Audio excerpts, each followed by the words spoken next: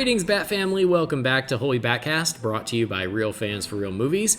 Make sure you visit holybatcast.com and also find us on social media on Facebook, Twitter, Instagram, and YouTube. Just search for Holy BatCast. You will find us.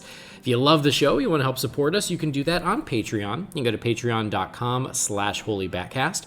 Big thank you to all our patrons. You guys make our lives so much easier. And I got to give a shout out to our latest patron. If I can find it here in the mailbox, here it is, Mr. Zachary Butson. Hello, Zachary. Thank you so much. Welcome to the family. We have a spot for you at the table, a nice big chair with your logo on the back. It's going to be great. So, Zachary, thank you. And again, thank you to everybody out there who has helped us keep the show going. It does make things just easier. So, much appreciated.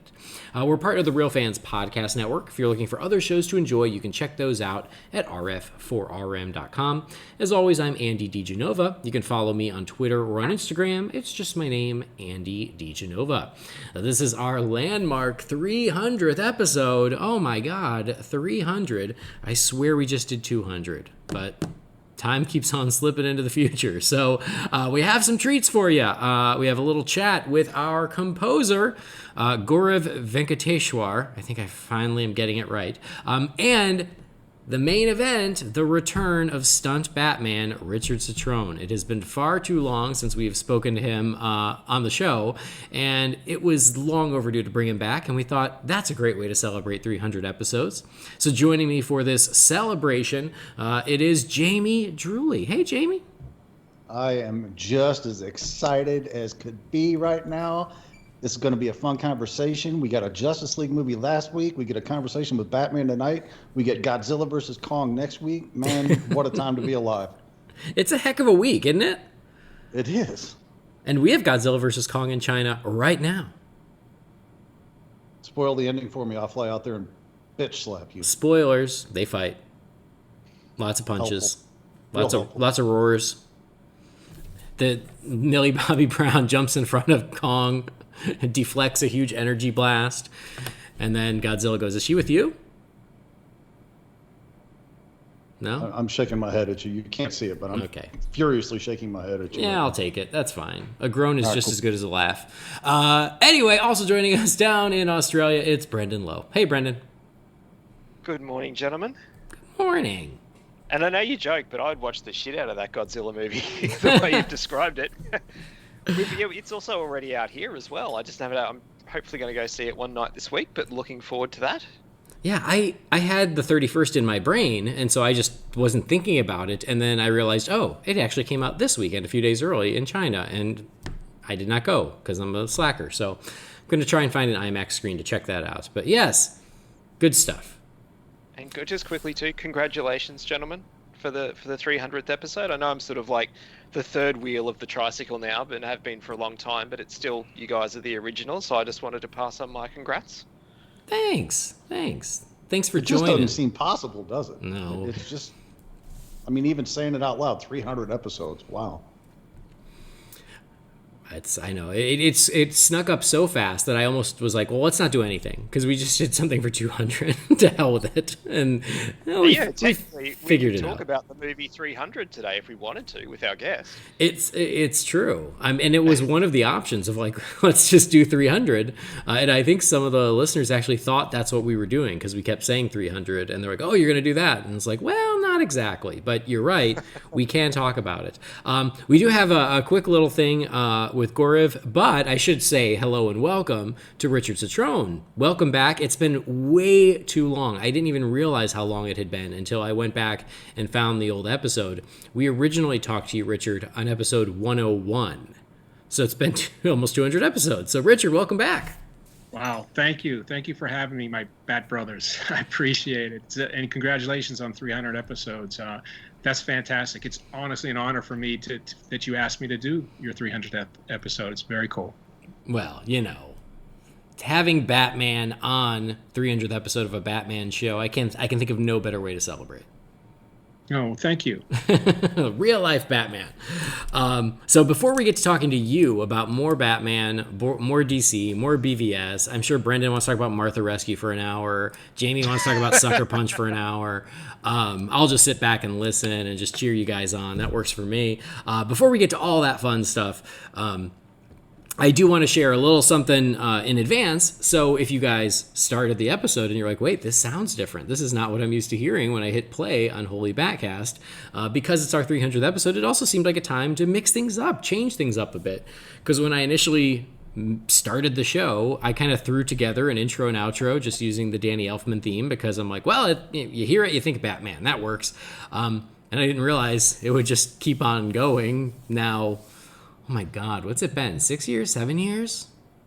I think I'm going on 7 years now of this show. It was 2014, yeah. Holy crap. So I did not realize it would just keep on going, and it has. And so I was like, well, 300, let me talk to my buddy Gaurev. Gaurev, he is the one who did the intro for the Wayne Manor Mailbox, and then because I liked his work so much, I asked him to do the listener email for Disorder. I asked him to do the theme music for Why Not Futurama, and so I asked him to revisit Holy BatCast and to create an opening and closing just for us.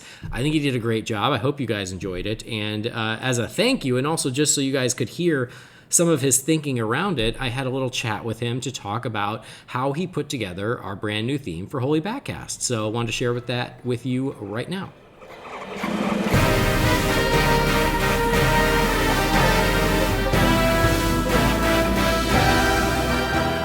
I'd like to welcome a extended part of our Bat family here at Holy BatCast. You have heard his work for a long time now. You've probably heard his name, and I probably said it wrong, but he's one of the folks who sort of in the background, but still contributing to the show, and that is he did the Wayne Manor Mailbox musical cue intro, and then he just contributed our new intro to the show as a whole. He's done the listener email for Disorder, and then he also did the theme music for Why Not Futurama. So he's become the unofficial composer of all of my podcasting duties, and I don't even know if he agreed to it, but that's what happens when you're talented. So I'd like to welcome, and I'm going to try and say it right for the first time, Gaurev Venkateswar.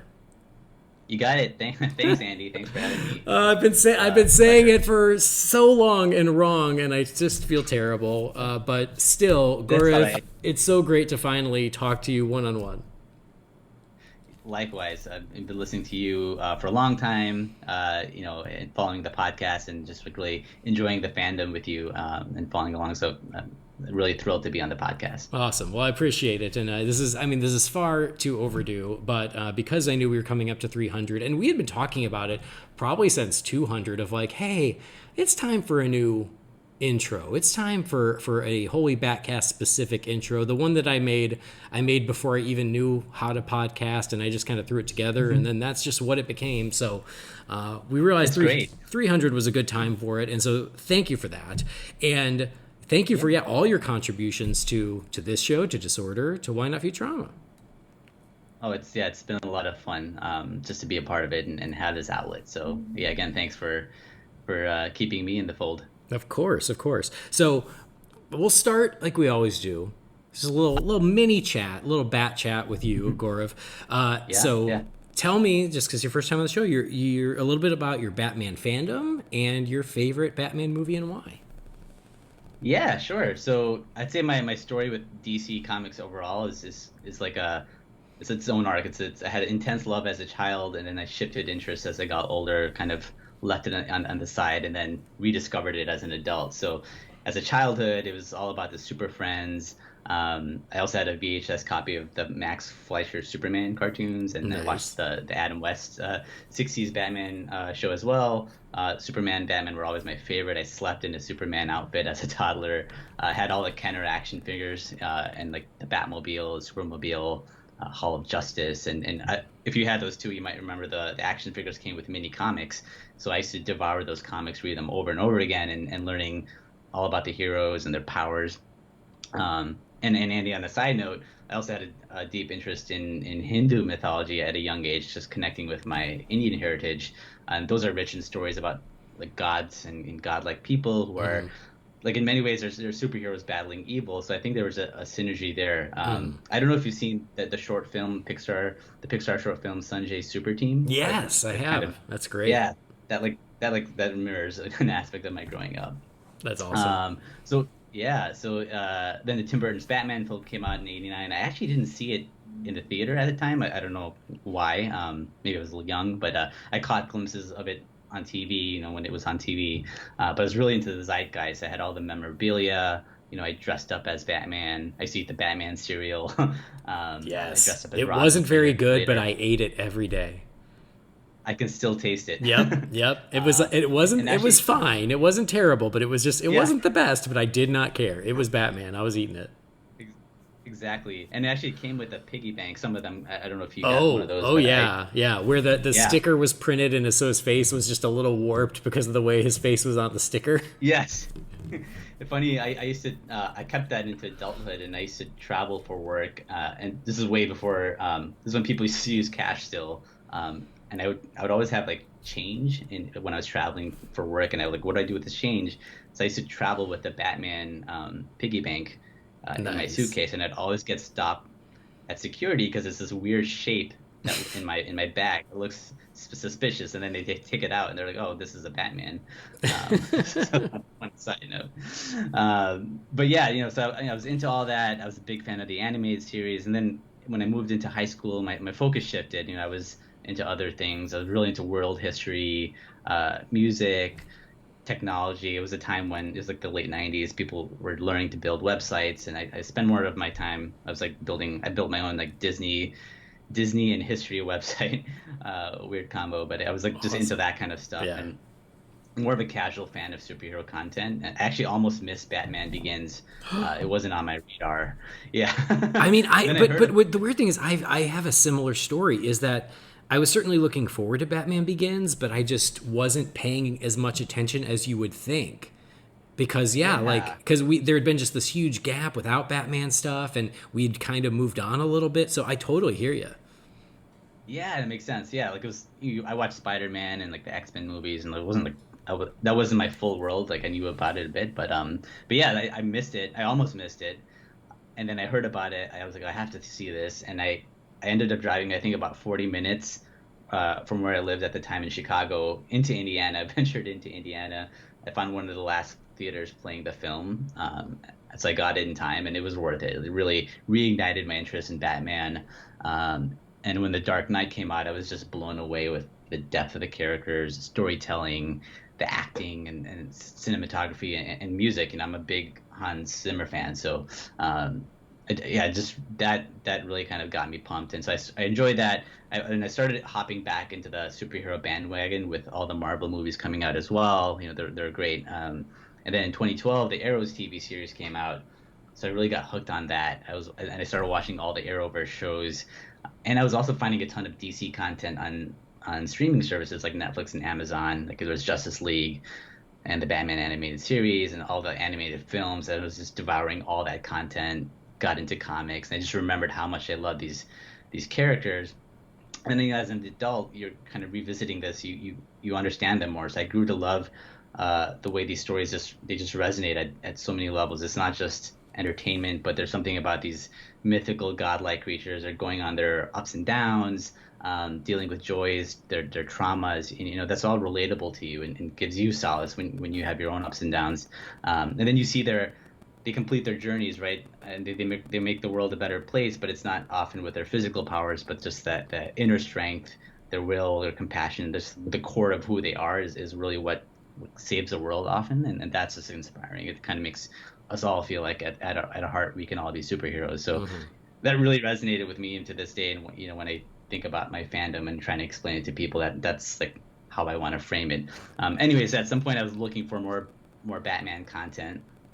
And I came across your podcast. I actually first came across the Batman universe that you used to do with the other Jamie, and then Holy BatCast as well. And I really have to credit you guys with bringing me wholly back into the fandom, because it was like I was hanging out with your podcast, and I kept track of all the news and chatter on all things DC, and it was this is like this whole community of fellow fans I was getting to connect with, which I didn't quite have in the real world, because most of my friends, they're just not as hardcore fans of this stuff as I am. They'll watch the movies, but no one really cares as much as you guys do. So They don't want to spend all their spare time talking about it the way we do.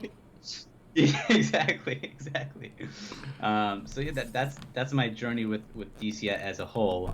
And then as far as my favorite Batman film, so as a film, I'll have to go with The Dark Knight. As I mentioned, I think I was just blown away by that whole experience of watching that film. I think it's just well done, and I know so many people feel that as well. But I also really, really love Batman versus Superman. I know it's obviously been a divisive film, but to me, it's aged like a fine wine over the years. And I mean, I think the story is great. I think it's a really complex story that it's really engaging. The ultimate, or not the theatrical cut, but what they call the ultimate cut or whatever. Mm-hmm. Yeah. The full cut. It's really engaging. The cinematography is beautiful, and I really appreciate that as part of the storytelling experience. And the music is just great.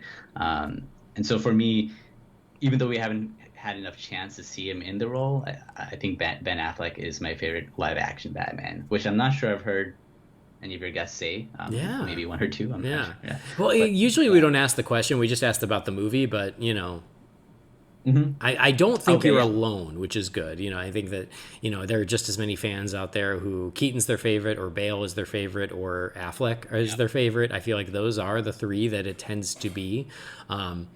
So, you're not alone. And there's certainly a strong case to be made for all of those, and even Adam West for that matter. Oh, for sure. And then Kevin Conroy, I have to give him totally, as well, just as the voice of Batman. Yeah. I just put him in his own category because it's a different thing. Yes. Of course. That's great. And so, you're a musician, and the reason we initially connected, I mean, I guess you were listening to me, but the reason I learned who you were is because I wanted to do that contest for the intro for the Wayne Manor mailbox, and you ended up winning. And shout out to everybody who sent something in, though, because you guys sent some really cool stuff. So nothing but love for everybody who participated in that. But it was a tough call, but we did go with yours, Gaurev. And I'll tell you, every time it comes on, even now, it's been, I don't even know how many episodes. I guess I should have counted, but I still jam out to it a little bit. And I've heard a couple people say that, which is awesome. Someone asked me on Disorder, I think you'll appreciate this. Someone asked me on Disorder, is like, oh, is the jingle for Mickey's Mailbox available on iTunes? Because I love it so much. And I was like, oh, yeah. I was like, no, but you can just download a podcast and cut it out, and just put it on your iPad or something. Yeah. So I should put it on SoundCloud. and I want to say a friend, a fellow podcaster, nice guy, Tim Rooney. I think he even said something about every time it comes on, he can't help but jam along with it, which is a good compliment. So tell me about your music and what do you have? Yeah, tell me a little about that before we get to Batman music.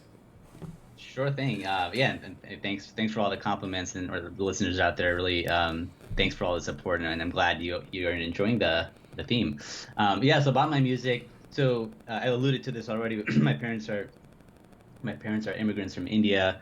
So I grew up with a deep love of Indian music in the home, and that's actually one of the ways I connected with my heritage. And my dad came here to the United States as an engineer, but he also played Indian percussion as well as the accordion. So music was just always in the home, and I picked it up at an early age. I taught myself to play Indian film, like Bollywood music, basically. I used to play with my dad. I also formally learned piano, and then like Indian classical music, which is its own art form, kind of really developed art form. So I learned that. And then the Disney animation renaissance actually hit me at the right age, and I actually became a big fan of Disney animated films, which is why I was thrilled to contribute to that podcast as well. I actually love listening to the music of those films, like Aladdin, The Lion King, Pocahontas, Hunchback, and I had all the soundtracks. I studied the songs and film scores, listening to the albums over and over again, kind of seeing how the soundtracks themselves, they could tell stories without words. And I would even like re-record certain Disney songs on my keyboard, arrange all the instrumentation and try to record it note for note. So I think I learned how songs are orchestrated just by listening listening to those songs. I did it with a lot of other songs as well, but I have a fond memory of like kind of listening to a lot of Disney music.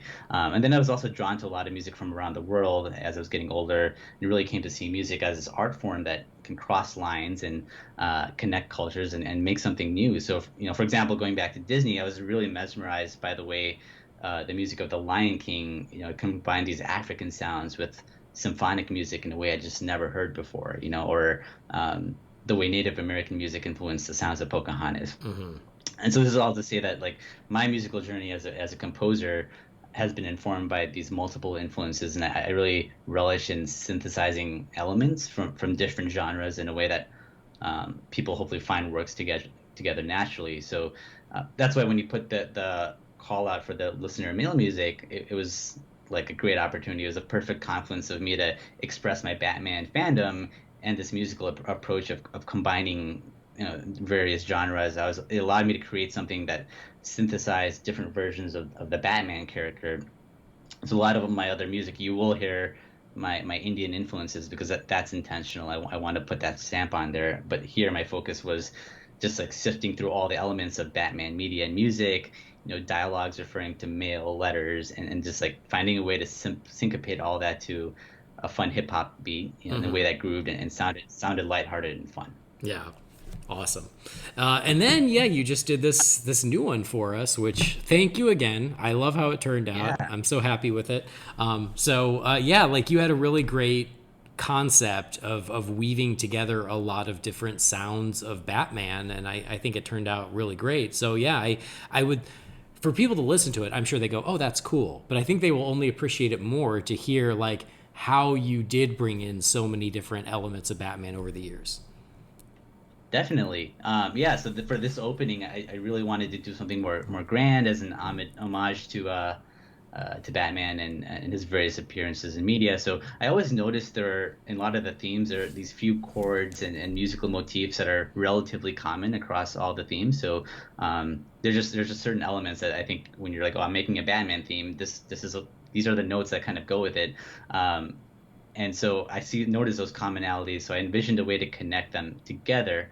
So I'll kind of walk you through the piece. So it first starts with my own intro that I just like a few seconds. So it's kind of I imagine being in the Batcave and like a clock ticking. Maybe it's the clock that's covering up the entrance of the Batcave. And then there's these bat sounds where bats are flying around. And then it goes right into the Batman versus Superman theme by Hans Zimmer, Junkie XL. At the same time, it's also overlaid with the Batman Brave and the Bold theme, which is by Andy Sturmer. So those kind of overlay together, and then the music slowly fades into the themes from Hans Zimmer's Dark Knight score.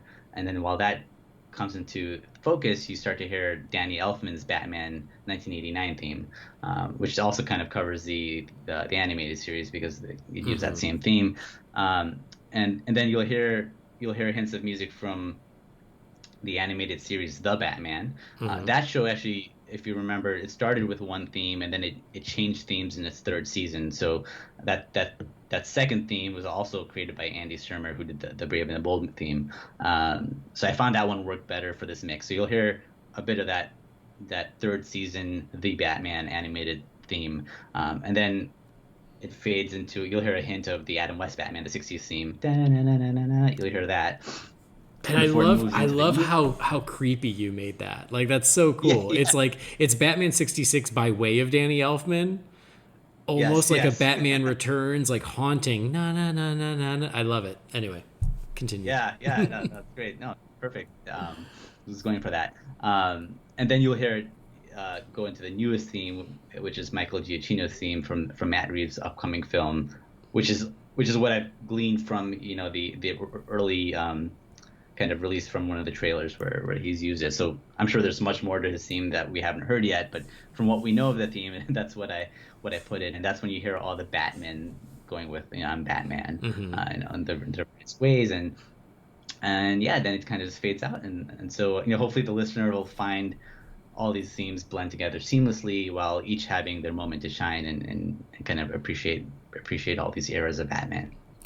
I think job well done. And for everybody out there who's been messaging me and being like, why don't you have Ben Affleck in the intro? Where's Affleck? And I was like, because he never said I'm Batman. Gaurev is the one who talked me into it. He goes, just put in I'm real and I'm useful. And I'm like, okay, fine, because I do want him in there. It's just there's the OCD part of me is like, no, the theme. Yeah. Stick to the theme. And the other part of me is like, well, be all inclusive. And so, yeah, you got it. He's in there now. And later, after I was watching Zack Snyder's Justice League, I had a thought like, what if I put in Ezra Miller saying, "You're the Batman"? Because that's the only other time he appeared. Yeah. But yeah, it's not Ben, so we'll stick with this one. I think it works. It works the way you did it. So honestly, just really great job, and thank you again for contributing. And we talked about your favorite Batman movie and your favorite Batman, but because you're a music guy. You incorporated a bunch of Batman themes. What's your favorite Batman theme? Oh boy, the favorite Batman theme. Man, that's a good one. I love Elfman's theme because it's classic. I like the BVS music a lot, but I think I'm a fan of like that Hans Zimmer Junkie XL style. Mm-hmm. So like maybe not specifically the dun dun dun dun that part. Yeah. I think it's cool, but I love like A Beautiful Lie. Mm-hmm. So I'd probably go with this Batman versus Superman music in general. I think for Hans Zimmer's work in like the Nolan trilogy versus BVS, it's a little bit, the BVS is a little bit more melodic to me. So I'll go with that. I don't really. I'm trying to answer the question, but I'm not sure if I have a specific one I can point to. But I'll go with that one. Okay, that works. Good enough. Yeah, appreciate it. Yeah. And then we could have sort of got like another Batman theme in Zack Snyder's Justice League. I mean, that was what Junkie XL said. And, yes. And I think I know which part he's talking about. It's essentially what plays when it's Batman on the gargoyle, before he jumps down and joins Commissioner Gordon. I assume that's it. It's not super memorable to me yet, but, give me a couple more views, and I think it'll get baked in there with the rest of them. Yep, I was thinking the same. Yeah. Very cool. Well, anyway, I did want to just have a quick chat with you, and again, appreciate how much great work that you've put in, and how you're one of the unsung heroes now of the podcast network, because you've contributed to so many of them. So thank you for constantly being willing to. It is appreciated. And again, I know that we love your work, and I hope you know that it's appreciated. Oh, thank you, Andy. Again, it's a pleasure to be contributing to this, and I had a lot of fun working with you on it. Great. And if anyone else wants to appreciate your work, because you've shared over the years, you've shared some other things that you've done with me. You've sent me videos and different recordings, and it's really cool stuff, even if it's not Batman themed. So, truly, like I have so much, like I'm in such awe of musicians, because to me that's an art. My brain doesn't work that way. Like, and I'm so impressed by it. To me, it's magic. So, I really do like love all the stuff you've shared. So for those out there listening, if they want to check out some of your other stuff, where can they do that? Yeah, so you can, I have my website, which is gvtunes.com. So GV is my initials, and tunes, like a musical tune, so gvtunes.com. And then I use that gvtunes as my handle across all the social platforms. So you can find me on Instagram, Facebook, YouTube, Twitter. I'm also on Vero because I wanted to follow Zack. Mm-hmm. So I do post there, but I'm most active, I would say, on Instagram and YouTube. And Facebook, so you can find me there. I'm also on Spotify, so if you look up my name, or you'll see links from my website. I have 2 singles on Spotify, which you can listen to as well. Awesome, very cool. So Gaurev, again, truly a pleasure, great work, and you are now an official part or a permanent part of Holy BatCast as long as it goes, until I get tired of it. Yeah. Your work is now a permanent part of it. So again, thank you so much for being a part of it. We're just really honored that you did that. Honored to be part of the family, Andy.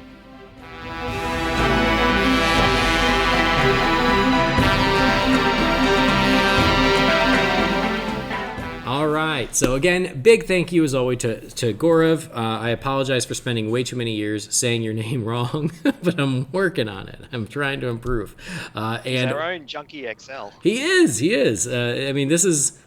We make this joke a lot at work. Is the biggest problem with being competent is you just keep getting more work, and that's your problem, Gaurev. We like your work. You just keep getting more of it. So thank you. It is appreciated. And while we were on our little break for that chat, Jamie, you looked up when the show started. I did. February 11th of 2014 was the publication date of the first episode of the show. Oh my God! So yeah, it has officially been over 7 years now. Well, happy belated birthday. Whew, yeah, getting a little long in the tooth, getting a little long in the bad ears. And on top of everything else, yesterday was the 10th birthday of the RF4M group on Facebook, so this really has been a hell of a week. We're just celebrating everything all over the place, aren't we? I need to order a cake. 5th Life's a big anniversary of party. BVS. Yeah, and it was just anniversary of BVS. yeah, just 5 years of BVS. So, oh my God, happy whatever is your favorite of those events, or all of them. Celebrate them all. Anyway, let's move on to the main event here. Richard is politely sitting and waiting, so we are very excited to welcome back, as we affectionately refer to as Stunt Batman, the Batman stunt double from Batman vs. Superman, from Justice League. He also had a featured role in Man of Steel, Wonder Woman. I think we can finally admit that now. So a lot of DC great stuff. He did a lot of Marvel stuff, some Star Wars too. I'm sure we'll talk about that as well. Yeah, it is our pleasure to welcome back to the show Ricard Cetrone. Welcome back, Richard. Thank you. I Again. appreciate it. Thank you. It's good. It's really good to be here. I actually missed you guys. I keep listening to the show, of course. I can't get every episode, but I listen to a lot of them, and I miss talking to you guys. Yeah, well, we're glad to have you back, and it's just funny because before we did this, I went back and re-listened to the original chat that we had with you, and it was April of 2017, I believe.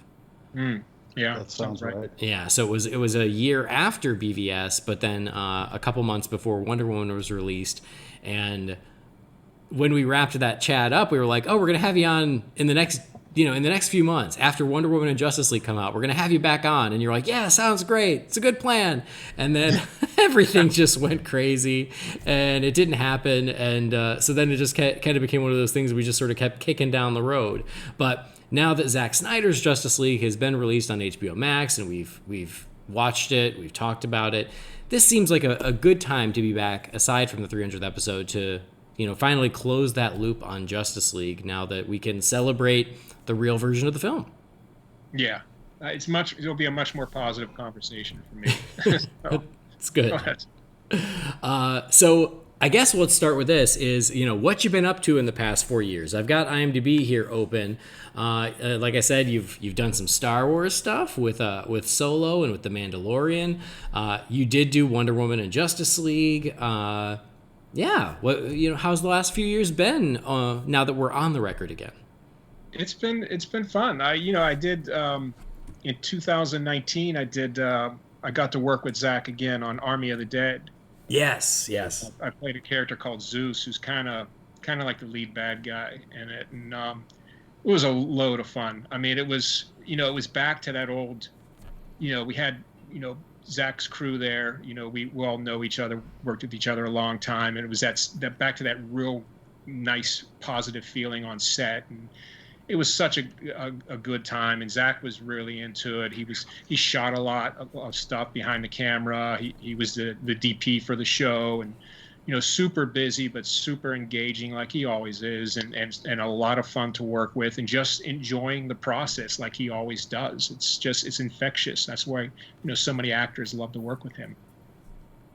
Well, if I can be frank about that for a moment, I did catch the teaser that was released a couple weeks ago, and it felt just a little bit underwhelming. So is it safe to assume that teaser doesn't even begin to touch the tip of the iceberg for this movie? Yeah, no, not really. I think the bigger trailer should be out at some point. I don't know, maybe a month from now or something. And I saw it, and it's really good. It's a great trailer. So I think You'll probably be a little more excited about it after you see the next trailer. Great, glad to hear it. Since you brought that up, one thing that obviously you work with Zack on, I guess, all of his projects. Is that fair to say? I think almost everything. Always live action. I didn't work on the animated. Oh, I was gonna say you were so good you were a as stunt owl. Yeah, you were so good as Owl number 8 during that final battle, but never mind. Yeah. That was someone else. They did better. But I mean, obviously, your specialty is being a stunt actor, and so you've doubled Batman and a lot of these other characters. But then Zack also tends to, when possible, put you in roles of your own, like I said with Man of Steel, where you were one of the Kryptonians and it's just you.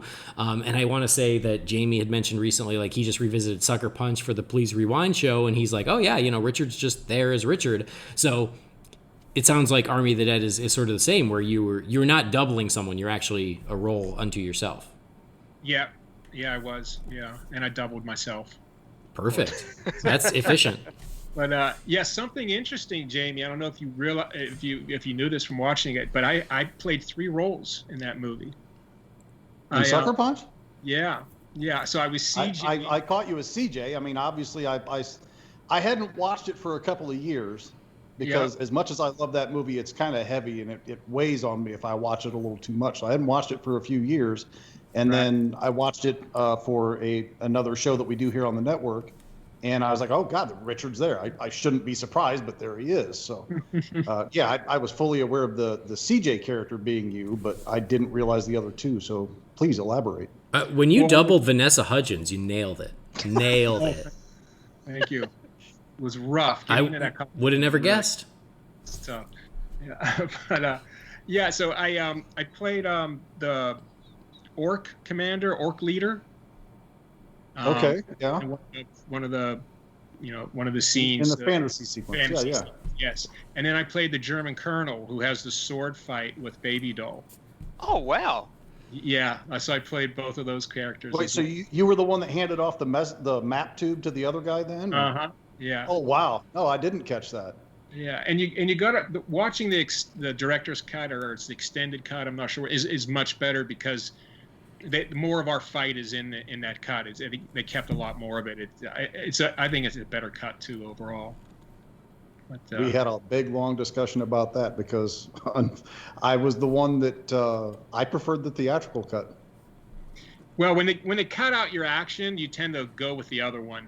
Well, not that I can appreciate. I mean, no disrespect intended there, but there was. The high roller sequence didn't do a lot for me, so that one being gone was not heartbreaking to me. Right. But the musical sequence, I think, instead of being the end credits, was much more fitting being in the first act. Yeah. I remember seeing that in the theater, and when they played that number over the credits, I was like, that was supposed to be in the movie. I can tell, And so, yeah, the extended cut, the fact that I think was a bonus of the extended cut, and then Richard's work, but I do agree with you. The high roller scene, I think, just muddies the water. I swear to God, one day if I ever come across Zack Snyder's path, I'm going to kidnap him, tie him to a chair, and grill him for 7 hours about that movie because I love that movie, and I just want to hear what he had in mind doing certain things with that film because, frankly, I think it's one of the most misunderstood and maligned movies out there, honestly.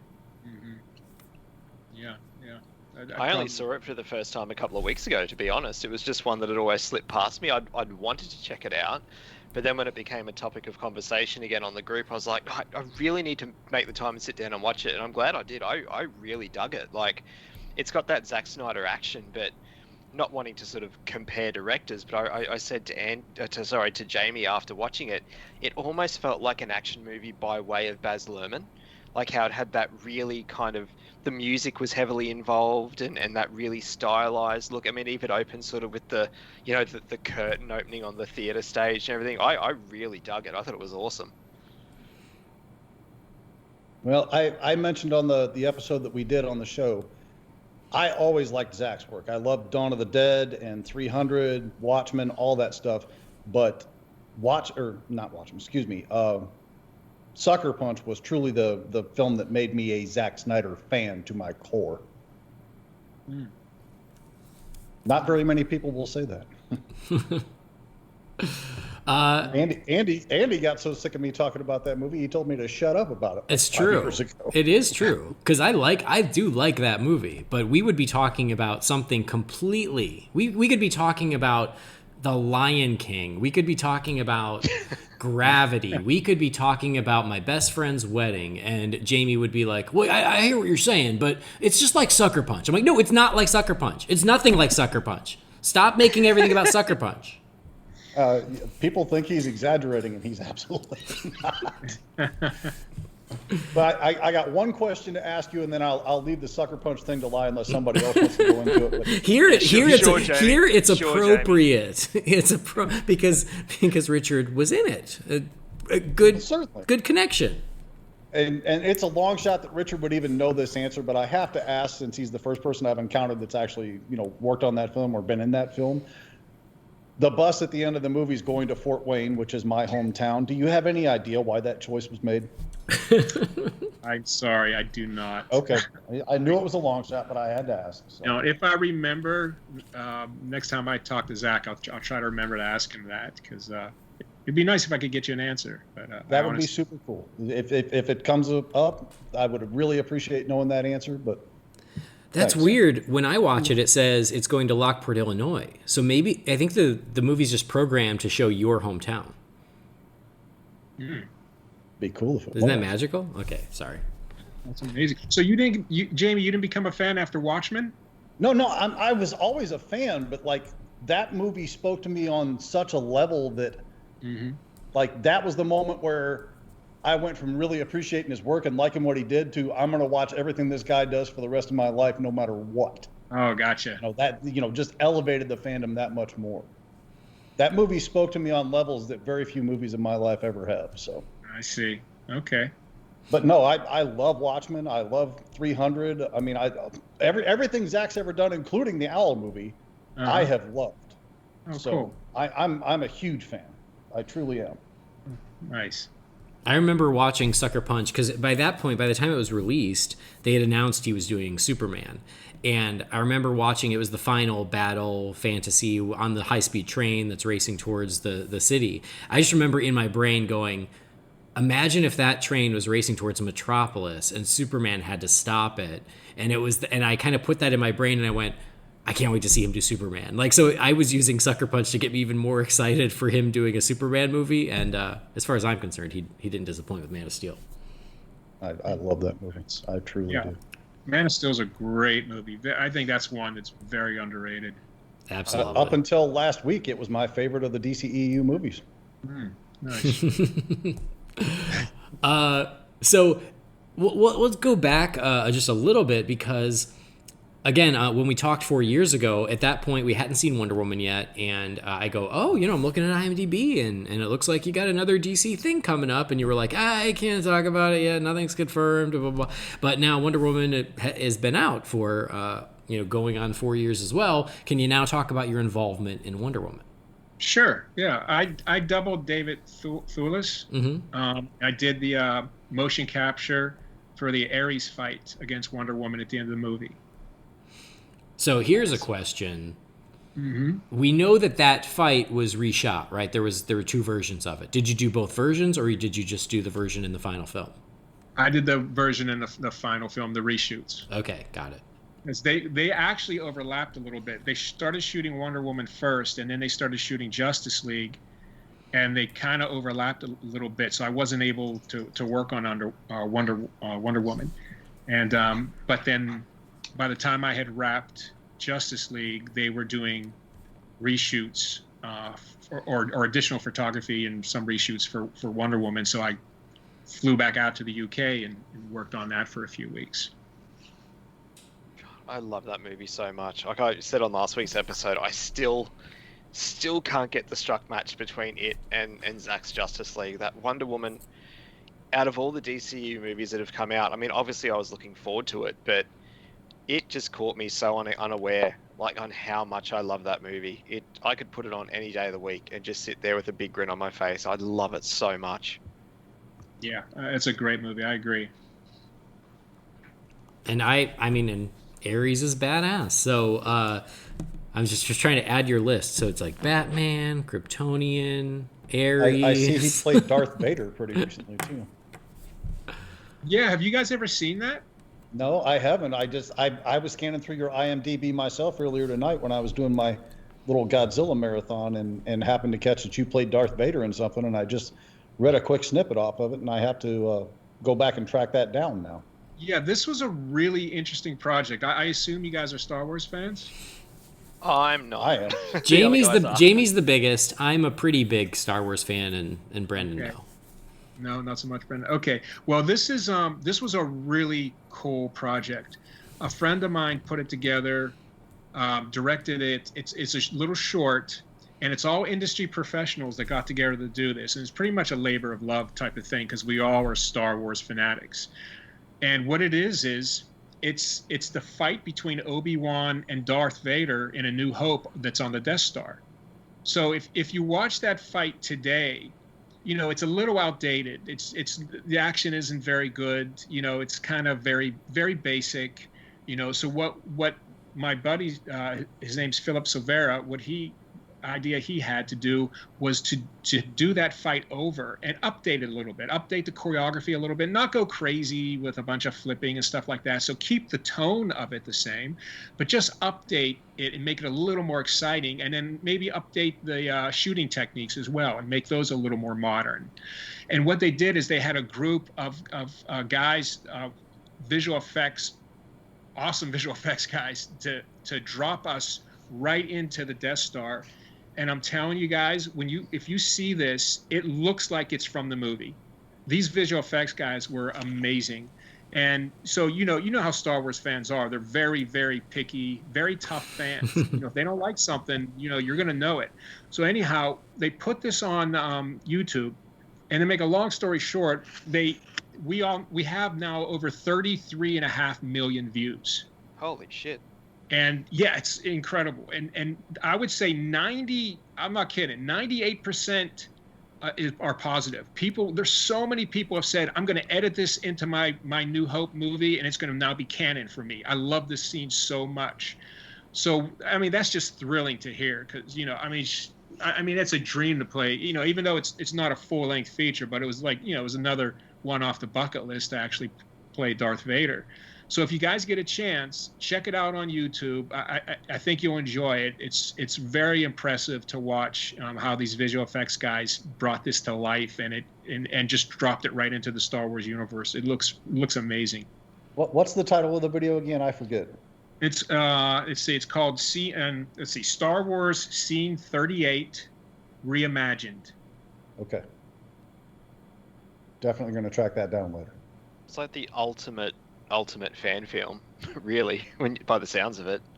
Yeah. I mean, if you're a Star Wars fan, you know, I think you'll enjoy it. I hope so. You know, it was fun. It was a long 16-hour day, and like I said, it was a labor of love, and you know, and some really good industry professionals put a lot of hard work into it. Well, now I'm compelled to ask. I mean, you've played Darth Vader, you've played Batman. I mean, you've had your IMDb list is crazy. I mean, Vision in the Marvel films, some stuff with Iron Man. I mean, it's a who's who of fan favorite films that are on your IMDb credits. This is probably a tricky question to ask on this show, but do you have a character that was your favorite to play? I mean, is it Batman? Is it Darth Vader? What was your favorite? And I'm not even saying what was necessarily like your favorite role as you were doing it, but like the character itself. What was your favorite? Yeah, probably from the first interview we had 4 years ago. Andy or Brendan could probably answer this, but you weren't there. But Jamie, it was my dream my entire career to play Batman. I mean, I remember you saying how much of a dream come true that was for you, and yeah, you know, your grandmother having made that costume for you. I mean, grandmothers are the best because my grandmother did that stuff too. You know, awesome. Superman, Batman, all that stuff. Oh, but, I'm flattered you rememred that. Absolutely. I think we all went back and re-listened this past week just so we remembered what we talked about. I had to dig deep with that because I wasn't on it, and I'm still kicking myself in the ass for not doing it. But that's another story. But Batman, to answer your question, it's still Batman. Darth Vader's still up Batman? there for sure. Okay. Yeah, he's up there for sure. But Batman. That love of Batman started when I was 5. So I mean that goes really deep, and I love Star Wars, love Darth Vader, but it's still going to be Batman. That's going to be. I don't know if you can top that. To be honest with you. The only way is Big Daddy Mars. That's the only option. Oh, if I could just piggyback off of Andy from 4 years ago, I dig that movie too. It's great. It's great. Oh, yeah. Glad you guys like it. But yeah, Batman. I mean, come on, Batman. Well, it was John Carpenter, so I mean, to work with a legend like that was amazing. Can you just briefly go into what it was like working with him? Because I like Andy, I'm a big Carpenter fanboy as well, so I'm just curious. Yeah, I mean, arguably he has 2 of the greatest horror movies of all time. I mean, one is my favorite. My personal favorite of all time is Halloween for horror. Yeah, I agree. That, he's amazing. It was just as a fanboy the whole movie, and it was an honor to be directed by him. And that was 20 years ago now. Wow. And it's just a big thrill. I really, really enjoyed every second of it. It was a lot of fun, and he's a really, really nice guy, great guy. He seems really super laid back in any interview I've ever heard him do or anything like that. He just seems like the chillest guy in the world. Yeah, yep. What I love about listening to him, because I mean, number one, I love his films. Even his quote unquote bad films, I love. Like I'm into Carpenter, but he is so entertaining to listen to because he's just such a straight shooter. Like he's got no time for games or mincing words, and it just adds to his charm where he's just like, yeah, come on, I've been doing this forever, and here's how I feel, and like he just doesn't have to play the game, and I think that's so refreshing. Yeah, that's nice to get to that point too, where you don't have to play the game, and hey, he scores his own films too, so that's pretty amazing. Yeah, itself, Absolutely. Before we get back to the DC things, just to talk about Star Wars, I remember you going, "Hey, man, I'm in Star Wars. I'm doing Solo," and I'm like, "That's great." But it seems here that you doubled Paul Bettany again. So you did Vision in Civil War, and then you also doubled Paul Bettany. Was that the connection? Was they were like, "Oh, who did him? Who doubled Bettany before? It's Rich. Let's call Rich." Or how did that work out? Yeah, that was part of it. A buddy of mine was one of the coordinators on that show, and it was part that, and it was part the fact that the fight that I was going to double him in was a knife fight. It's a double-bladed knife fight. So I'm pretty proficient with knives, so they thought of me right away, and so I got a chance to go out back to the UK again, and do that, and that was such a cool project. But I don't think I've told you guys this. The coolest part of that project for me never made it to film. It was just the fact that I was able to sit into the Millennium Falcon, right? And they had all these huge like LED screens, and because basically on set they projected exactly what it was or very similar to what it was going to look like in the finished product on the film. So as the actors are acting, they're seeing the area all around them. Mm-hmm. What it's going to basically look like on the film. Is such a cool way to shoot. So what they did was they put hyperspace up on the screen, so it really felt like I'm in the Millennium Falcon going at hyperspace speed. So that was my favorite part about the whole project, and it was fun and I enjoyed it, but that stood out above everything else, and I just that was so cool. Yeah, I can imagine. Yeah, I mean any Star Wars nerd, like just sitting in the cockpit of the Millennium Falcon is one of those just moments, and then the fact that you could actually see that it wasn't just green screen, that was actual projection, is pretty awesome.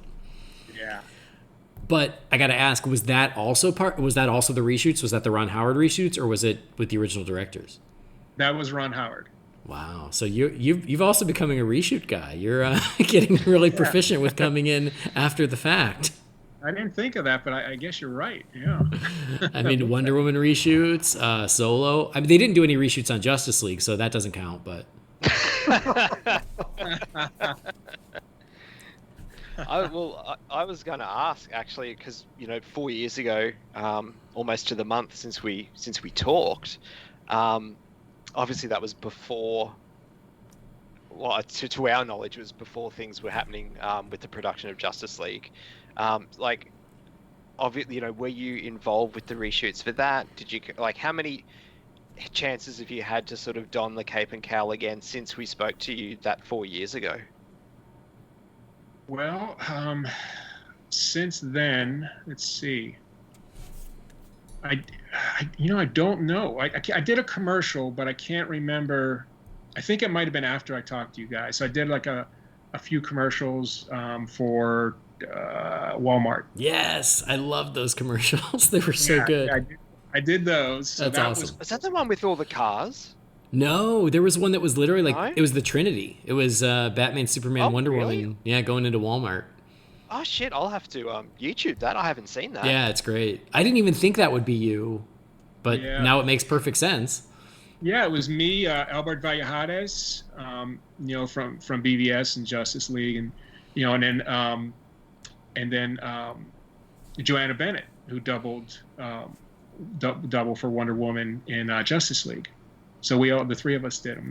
They were fun. That's great. But I did get to do the additional photography. I did get to work on that.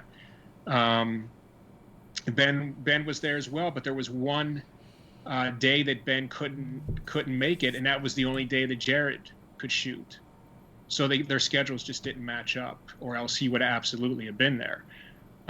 So Zack asked me if I could learn Ben's lines, and then they'll do Jared's coverage over my shoulder, and then when Ben comes in to shoot, they'll do of course do his coverage. So I spent the whole day acting with Jared Leto, so that was a lot of fun. I really, really enjoyed that, and it was cool. We had a good connection. It was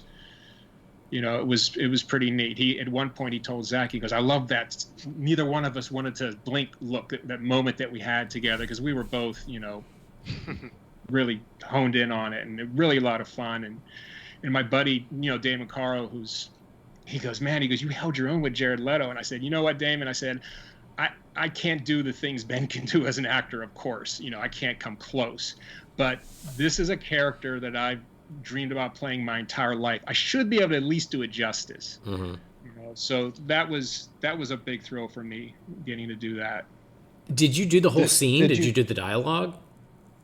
When Jared's talking, yeah, because they couldn't work on the same day. Their schedules just didn't match. So whenever Jared's talking, he's talking to me. Well, no, I know. I'm saying. Wow. Did you do Ben's lines back? Like, did you bounce off of each other, or were you just there as? Yeah. Oh, okay. Yeah, that's what I meant. I did all Ben's lines. Yeah. It was really cool. It was interesting. Because I feel comfortable doing lines, and it was a big thrill for me to be able to act with Jared Leto, and he was really cool. Mm-hmm. He had complete different vibe from Suicide Squad.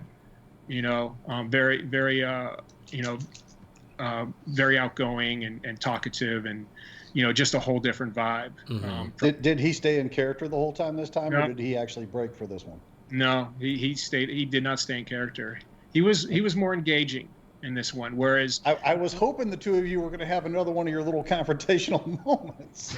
yeah, well, he remembered me, because when I introduced myself, he goes, "Yeah, I remember you from Suicide Squad." He goes, "You emoted Batman. It was really cool, So he kind of talked about it, So it was really neat to get that acknowledgement from him, Nice. Nice. That was really cool. And he was, and I didn't really, I wasn't on that show throughout the whole thing on Suicide Squad, so I kind of came and went a little bit, so I didn't really get a lot of interaction with him, but I just heard stories that it was tough to talk to him and stuff, because he was always in character.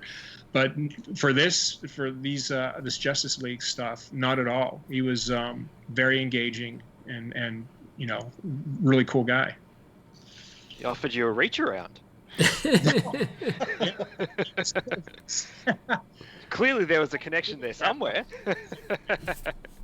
Yeah, so he kept changing it. He kept changing it a little bit, and And I remember hearing that one, and I'm thinking, oh, that's never going to make the movie. And now that's just what I know. And you got to drop the F-bomb as Batman, I assume then. I did, but in a different line. It was a different line though. They changed some of the Zack changed some of the lines when Ben did his dialogue, but mine came at a different point. Fair enough. Mm. Yeah. That's awesome, man. Can you say what it is, or? Oh man! Or decline. You can decline, but I figured I'd at least ask. Remember. No, it's not that I can't. I'm not sure if I can remember. Yeah, I'm not sure. Actually, one thing I just thought of that I do want to ask, again, not to put you on the spot or anything, but if you're doing these lines and stuff, what's your Batman voice?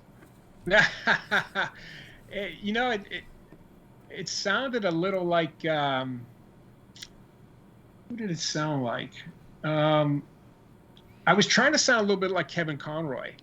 Oh, nice. But I didn't do it justice, I don't think. But it was, it was just a little, something like, I promise you, I will kill you. Something like that. It was just a little bit different like that, but it wasn't really, I didn't really get gargly with it.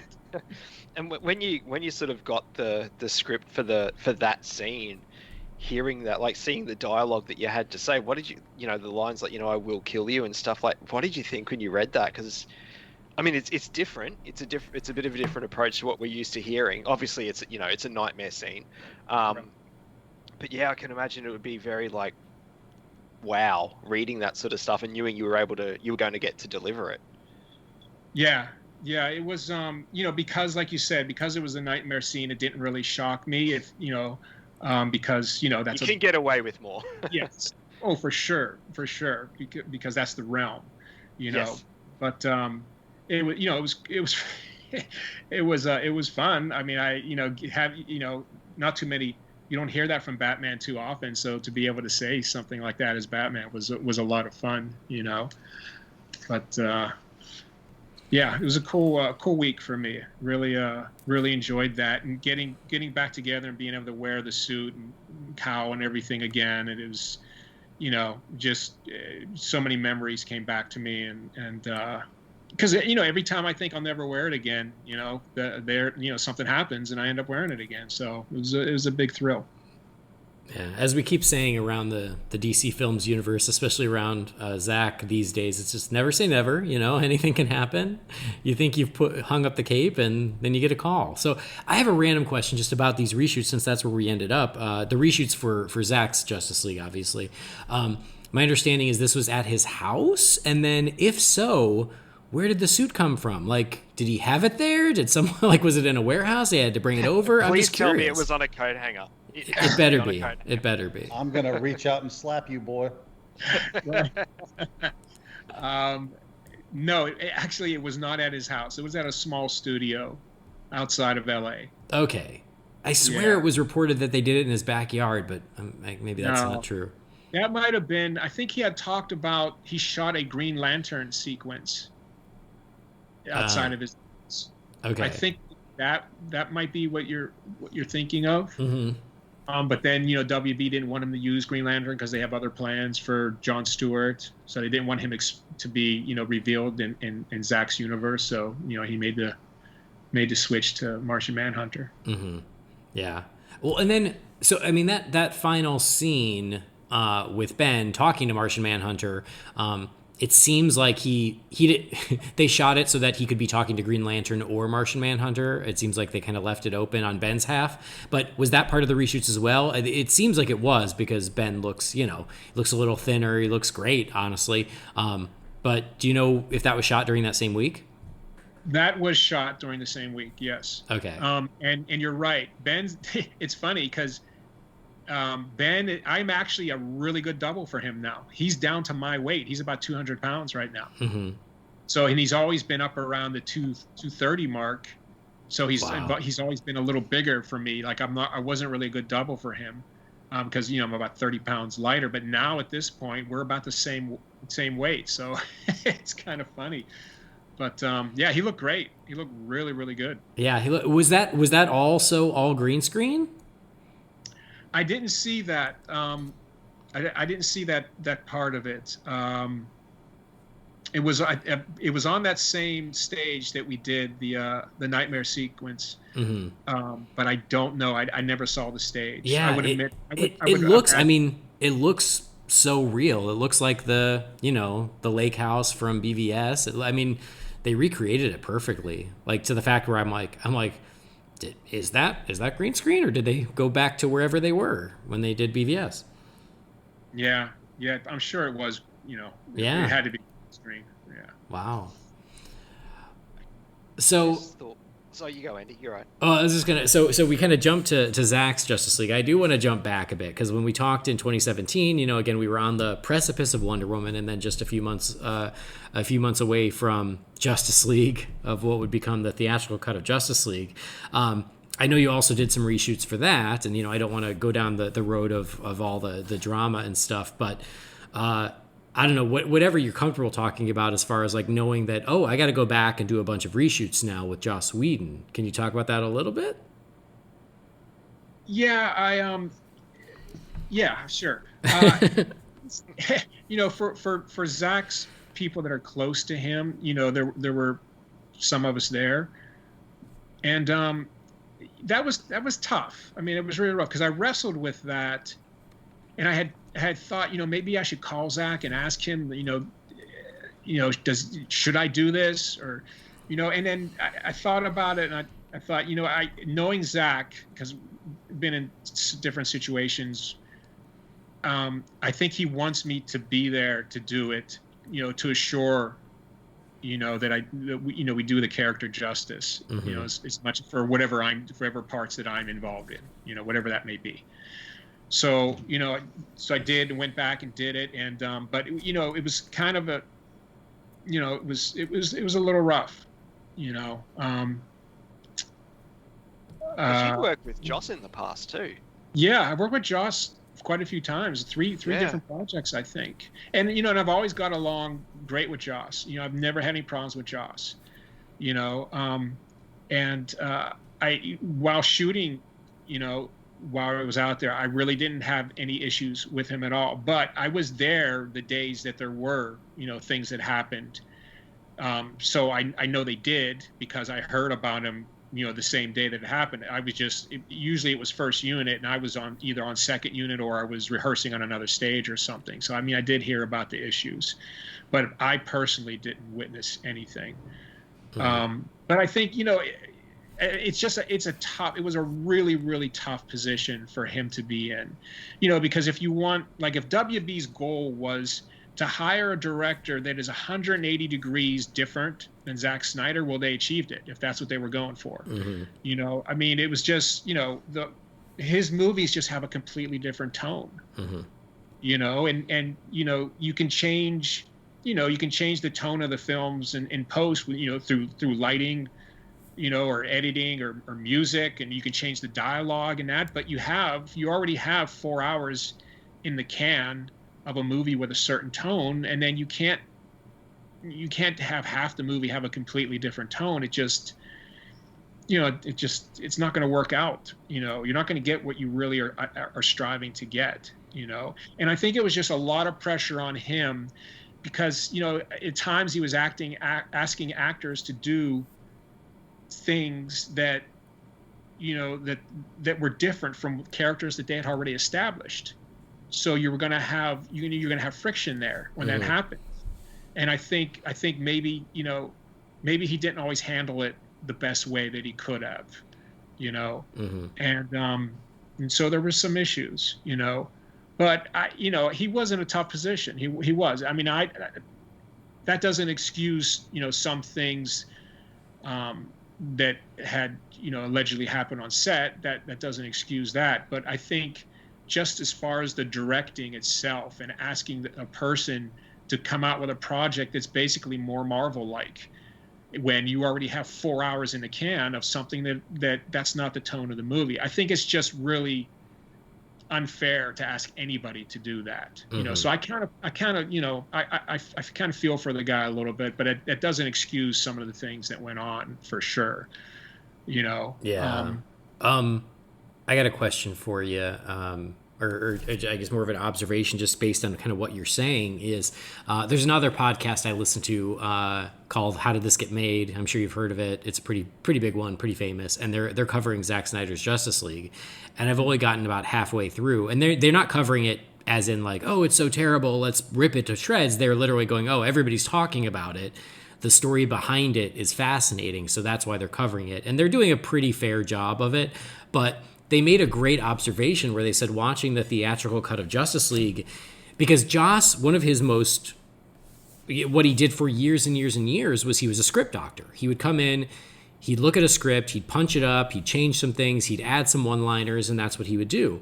And they said watching the theatrical version of Justice League was like watching him script doctor a script, but for a movie that was already made, and so he was script doctoring it in the movie as opposed to on the page. And once they said that, I was like, oh my God, you're totally right. Like, that's exactly what it is, where instead of changing a line of dialogue on a page and then still shooting it all together, what he did is he changed a line of dialogue in the movie, so you've got a Zack scene, and then all of a sudden it cuts to another scene, and then there's the extra line of dialogue shot 6 months later, and then it goes back to the Zack scene, and it's that kind of jarring thing. So I just thought it was a great way of describing like what was happening with the production of he was script doctoring it in live action as opposed to in writing, and Warner Brothers was like, don't care, just do it. You can get away with anything, and it turns out you can't.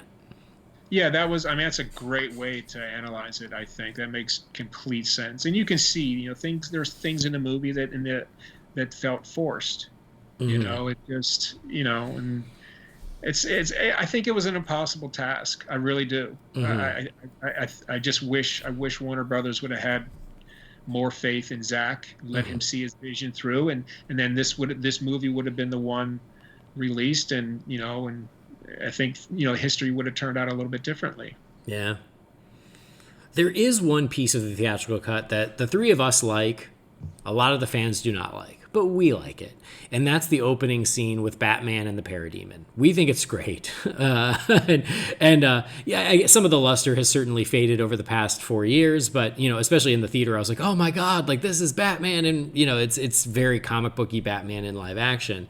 And I know that you were involved in that. So, drama aside, Joss wanted to do this extra scene with Batman. I know that you helped make it come to life. So can you talk to us a little bit about that? Yeah, that was something that I know it does take some heat. I think it's it's not exactly the way Zack wanted to open the movie. Mm-hmm.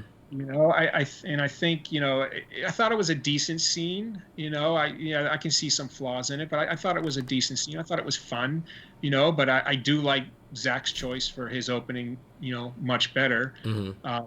It's much more impactful, I think. But, and I felt, and I couldn't say anything, but, leading up to this, for the last year, I would get plenty of messages from people on Facebook or Instagram or something, and, about like, hey, I can't wait. I'm sure there's going to be a lot more Batman in the movie, and, and I can't tell them that, well, there's actually going to be a little less because, it's an ensemble, so you can't expect Batman to get a ton of time. You're going to get a little less, but you're going to get a much better movie, Mm-hmm. So I it's a little bit of a bummer that, that I missed out on that in Zack's cut, but I completely understand. He did not shoot it, so there's no way he's going to put it in his movie. Of course, yeah. So, and I like I said, I like his choice better. I like his opening better. But while we were doing it, I enjoyed it. It's Batman, and I'm fighting something, so it was fun. It really felt like a Batman moment to me. Like, it didn't feel like it was put in there for any comic relief measures or anything like that. It truly felt pretty true to the character, in my opinion. And I made the observation as we were doing our discussion on the Zack Snyder cut last week, other than the very opening, recapping the death of Superman and Wonder Woman and Batman's reaction to that, Batman does not make an in-costume appearance in that movie until about the hour and 52-minute mark. So my thing with that I mentioned to the boys here was I think they put it in there because Batman, obviously being, the DC movie cash cow, if you will, they wanted him involved up front and in people's face, like right at the very beginning of the film. That's why I felt like that was added in for the theatrical cut. Right. Yeah. Yeah. It could be. I mean, it's definitely a possibility for sure. But I agree with you. I personally think Zack's is better, and I think the Zack's cut is better pretty much on every level it can be better. I'm not saying that I would change that. I'm just saying I think that was my personal take of why that was redone that way. Mm-hmm. Right. Yeah. I mean, it very well could be. I don't know their exact thinking, but sorry, that's my pug. He's freaking out a little bit. That's Vader. Nice. Cool. But Brendan, Vader is from Star Wars. Oh, gotcha. Yeah. Gotcha. Thanks, mate. Cheers. I was just happy to get a chance to fight a parademon at all in the movie because, originally there was talk that maybe these things are a little too powerful for Batman to take on, in the early goings. So it was cool that, I got to do some fighting with them. Mm-hmm. Yeah. I mean, and to echo what Jamie said is, I think I would even say everything we lost from the theatrical to the Zack Snyder version, they were all acceptable losses. There were a couple little moments that I went, oh yeah, I kind of missed that, but it's almost all an acceptable loss to get now the version that we just got, whatever it was, a week and a half ago. But yeah, I think that this, the opening was probably one of the better ones, just because it's just so Batman. But I think that you even helped choreograph some of that fight, right? Yeah, I did. Yeah. I think I did choreograph that. All right. Yeah, if I remember right. I think, and Albert worked with me as well on it. When we put stuff together, a lot of times, he and I will collaborate on it. If we happen to be doing that, like in Army of the Dead, we collaborated on one of my fights and worked that out because he's a real talented guy and has good imagination for this stuff. Awesome. So is that Vader heavy breathing, or is Jamie looking at photos of my pregnant wife again? What's going on there? I can neither confirm nor deny. So you went from Batman versus Superman and then Suicide Squad, playing Batman in both of those, and then you moved on to Justice League. They did change the suit. They changed the suit between the two films. So was the Justice League suit better, worse, about the same? The BVS suit was better. Oh, really? In what way? It was made better. Huh. The suit was not a huge difference, but Jose's suit was better. But the big difference was the cowl. Mm-hmm. The cowl in BVS was 10 times better. Interesting. Yeah, it looks bulkier though. In BVS? Yeah. Like the Justice League one looks slimmer and easier to wear. Yeah.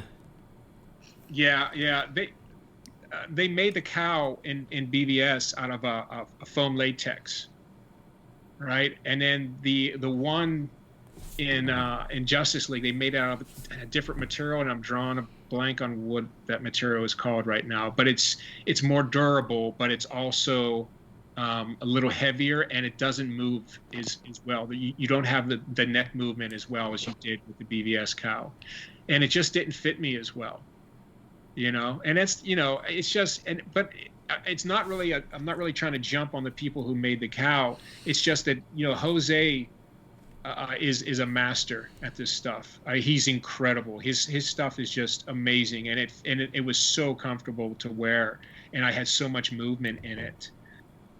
So when we go back to when we did the additional photography for Justice League, I was back in that cowl again, which was really nice to be back in that cowl, and so yeah, I mean, I prefer the BVS suit, and then the armor, the armor suit in Justice League was even more restrictive because of the plates. It's tough getting into a low stance because it pinches you in your legs, so that was a little tougher to work with as well. But so yeah, if I have my choice, I'll go with the BVS suit for sure. Interesting. I would have put money on it was the other way around, hey? Just from the aesthetics of looking at it. Well, and you also feel like they try to improve it and make it a little more user-friendly between movies, but maybe they just wanted the aesthetic and they were like, Richard can deal.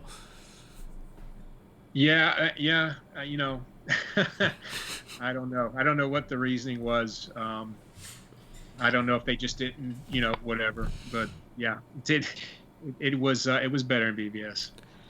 This actually might be a silly question. I just thought of it. If it's something we take for granted or not. How usually these actors, you know, they get body casts and all that sort of stuff done. Do you go through that process as well for your stunt suits? Yeah, I've been through it. Oh my God, many times. Yeah, the whole body cast and the head cast where they cover your face completely in this like latex stuff, silicone type stuff, and you got to sit there, you know, for about like a half hour in there and breathe through your nose and shut off to the world, and then you break it open and you have a cast of your head. Yeah, I've done that many times. You mentioned fighting parademons. So here's a silly question. Who are you fighting? Are you fighting guys in green screen suits? Yeah, the mocap suits. Okay. Yeah, you can see if you ever check out my Instagram, you can see I posted a picture of fighting one of the parademons in that, and it's one of the stuntmen, Ben Wright, one of the UK stuntmen. He's in a mocap suit and he's playing a parademon. Okay, cool. Yeah, I mean, I assume so, but yeah, just curious. You don't get a Martha rescue in Justice League, which is sad because we miss it. But do you have a favorite sequence, favorite fight, favorite thing that you got to learn and do throughout the production? Well, I did all the action and movement, everything. I did everything for Steppenwolf. Right? I did all his movement. So I was in a motion capture suit for that. So, you know, it was doing the Amazonian fights, you know, was a lot of fun. Wait, did you killed all those horses? I was gonna say you're the horse killer. Yeah, that was me. Sorry. Oh, jerk. Jeez, Peter's gonna be all over your ass, man. Leslie Jones is not happy about the horses. Did you all see that? The Leslie Jones thing? That was awesome. It was amazing. So you know who Leslie Jones is, right, Richard? Yeah. Uh-huh. Okay, so she watched Zack Snyder's Justice League and sort of did like a minute by minute, if you will, or 2 minute by 2 minute, like running commentary. And it was so entertaining. It was on Twitter. So she would basically just be recording the movie as she was watching it and just sort of giving commentary. And it was hysterical. First of all, she loved the movie, so we love her anyway. And then she's just so entertaining. But in that moment, she was just like, those horses didn't do anything. What are you doing to the horses? And then, when the rest of the Amazons showed up on the hill and came in, she's like, oh, too late. You get there too late, just like the police. Yeah, some of her stuff on that Wonder Woman fight in the museum killed me. Absolutely had me rolling. It was so good. I gotta say this. I gotta say this on the record. It's not a museum. It's a courthouse. Is that what it is? It's a courthouse. Next time you watch it, look for all the lawyers in robes and wigs because it's England and a courthouse. Yeah, it's Old Bailey. Yeah, and everybody keeps calling it the museum, and it drives me crazy. I'm like, it's a courthouse. Sorry. Continue. You killed the horses and go. Yeah, so I had a lot more fights as Steppenwolf in that movie. You know, so it actually was a little more fun to play Steppenwolf in that one, even than Batman. You know, wow. Because I just had more to do as Steppenwolf. You know. So you fought Superman now not once but twice then. Yeah. Yeah. Fascinating. Yeah, so I mean, it would have been nice to have more stuff, but it's an ensemble, right? And it's not just a Batman movie, so completely understand it. And like I said, I knew the movie was going to be so much better, even with less Batman, because we knew, when the movie came out, if you asked those of us that are close to Zack and that worked with him on it, how we liked the original Justice League, I guarantee everyone probably said, it was all right. It's not exactly what, we were thinking it was going to be, because we knew we knew what Zack's plans were. We had a good understanding of what Zack wanted to do. So, it was nothing against that movie as a movie. It's just we knew what it could have been, and that's kind of what frustrated us. Mm-hmm. So if you were, I think the rest of the world kind of co-signs that after last week too. Yeah, no lie. But so Steppenwolf, did you just do the fights, or did you do the entire motion capture, or did someone else do the motion capture and then you just did the fights? I did everything, the dialogue, everything. Now, of course, that's not my voice in the movie, but that was all done in post. But I did the dialogue to feed the actors their lines, so they had something to work on. So every single shot of Steppenwolf we see is you moving around, basically. Yes. Wow. Is Wow. that I had in no idea. No idea. both versions? I'm sorry? Was that in both versions? Yes. Okay. Wow. Yeah. Because I don't think, if I remember right, I don't think Joss shot any Steppenwolf stuff. It's been a while. They just changed the look, like, computer-wise. Yeah. Okay. Yeah, I believe so. Yeah, I'm pretty sure I didn't, if I remember right. So Well, wait a second. He had, no, I guess he didn't technically have to shoot it, because in the flashback sequence where Wonder Woman's kind of given the quote history lesson, if you will, it was Darkseid in Zack's version, but it was Steppenwolf in the theatrical version. That's right. But that was not you in that fight, though, right? Yeah. Well, some of that I did. Some of that was just straight CG that they did without having a motion or performance capture performer do it. Okay. So some of that, and I don't really remember how much it was. I remember being dragged off the stage. I remember. I think I remember the axe getting buried in my collarbone. Okay, so you were Darkseid too? Yeah. Bloody hell! Man, you're killing me here. When he jumped off, the ship and landed on the ground and did Uxus, and he grabbed the sand and dirt, looked at it, and then swang, the giant axe or battle axe into the ground. That was me. Yeah. Well, I think we found someone to beat John Glover for the most DC roles that they've ever played. In one movie, no less. Yeah. Zack asked me to do it, so I'm like, yeah, of course I'll do it. So. I'll be Darkseid. Don't worry about it. Well, it just shows how much trust he has in you, and obviously from watching the finished product, we can all see why. Oh, thank you. Yeah, I'm honored by that, because Zack has a amazing eye. He was an art major, so he has, and you can see that from his work. How many times can you just freeze frame something from one of his films and it looks like something from a graphic novel? It's a beautiful frame, because he has that eye, and so it is an honor for me that he asked me to help him with anything, for sure. I think even Brendan mentioned that last week when we were doing our roundtable discussion of the movie. Is we were addressing some people were complaining that maybe there was too much slow motion. I have no issue with it, because I dig Zack's style and I love it. And I think Brendan said something to the effect of, those shots all look like they could be splash pages out of a comic. Yeah, exactly. Wasn't that you that said that, Brendan? Yeah. Mm-hmm. Yeah. So yeah, I get what you're saying there, Richard. So with you as Steppenwolf, Mm-hmm. was Henry eyeballing you with the not impressed line? Yeah. Yes, he Oh was. man, that's so cool. Yeah, that was a cool moment. I was, when that didn't make the original cut, I was like, wow, I wonder why, because I thought that was a really cool moment for Henry. Oh, it's great. Yeah. I said every time Superman returned, which is multiple times in the movie, Zack just nailed the moment. And that was another one where he finally enters that final battle, and the not impressed it's so good. So first of all, how did you grow 2 extra fingers? Because that's really, really good. That method, so method of you. But so question, and I know that, you do the performance and then what happens later, but I don't know how looped in you are as the process goes. But at what point do you know when they changed the design of Steppenwolf? Because, the one that's now in Zack's version is essentially the one that was teased at the end of Batman vs. Superman. And then at a certain point, they changed him, made him a little more human and everything. Do you know when that happened, or was that just independent of you? I don't. I knew that wasn't Zack's vision to have that book, you know. But I really can't tell you for sure, you know, when it happened. And something interesting about that. If you look at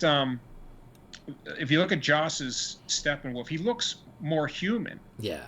Right? Yeah. But he feels more artificial to me. And Zack's looks more alien, but you get a sense in some of the scenes where he's like vulnerability. Yeah. From him. And it ends up making him feel more human. It was a really interesting how that worked out. And the armor was, the organic armor is just awesome. Just so cool looking. That's so good. It's so much of it. He's so much of a better character now, and we know more about him now. He got fleshed out much more, like most of the characters. So you understand more that, hey, he doesn't care about conquering the Earth. That's not why he's there. You don't get that in the first version. He's there to gain redemption from Darkseid, but you never know that in the first version. So, yeah, just so much of a cooler character in Zack's version.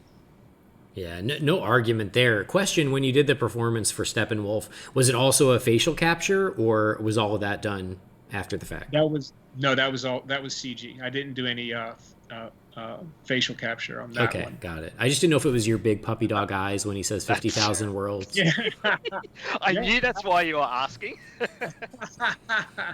Yeah, I caught that moment too. That was a really good CG moment there. I love that meme that's been going around of sad Steppenwolf. It's pretty great. Puss in Boots eyes at him and stuff. Yeah. Someone even put Baby Yoda's face in there. It's ridiculous. But I mean, I think you're right. It's funny because I'm on record. I didn't hate the redesign of Steppenwolf because to me it was a little more comics accurate. But even when the movie came out, I said it needed another pass. Like the CG didn't look finished. It looked like good enough, get it out the door. And then the new version, where Zack and the crew was really able to get all the CG exactly where they want it. Steppenwolf just looks so real. Like that moment where, Darkseid finally shows up and Steppenwolf's armor goes away and he's just completely vulnerable, but you can see his face and his head and the texture as he bows his head, and he just looks like a real organic being. It's so impressive.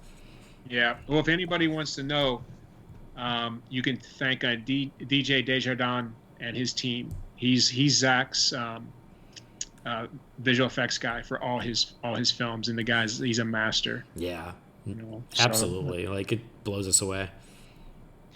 Yeah. So from the theatrical to Zack Snyder's Justice League we have now, how it was announced May last year that this was coming out, did you know beforehand? Like, how long did you know before the announcement was made that this thing's actually coming? And how did that feel to you as someone who was involved and, would have always sort of preferred to have seen Zack's vision get released anyway? When I found out that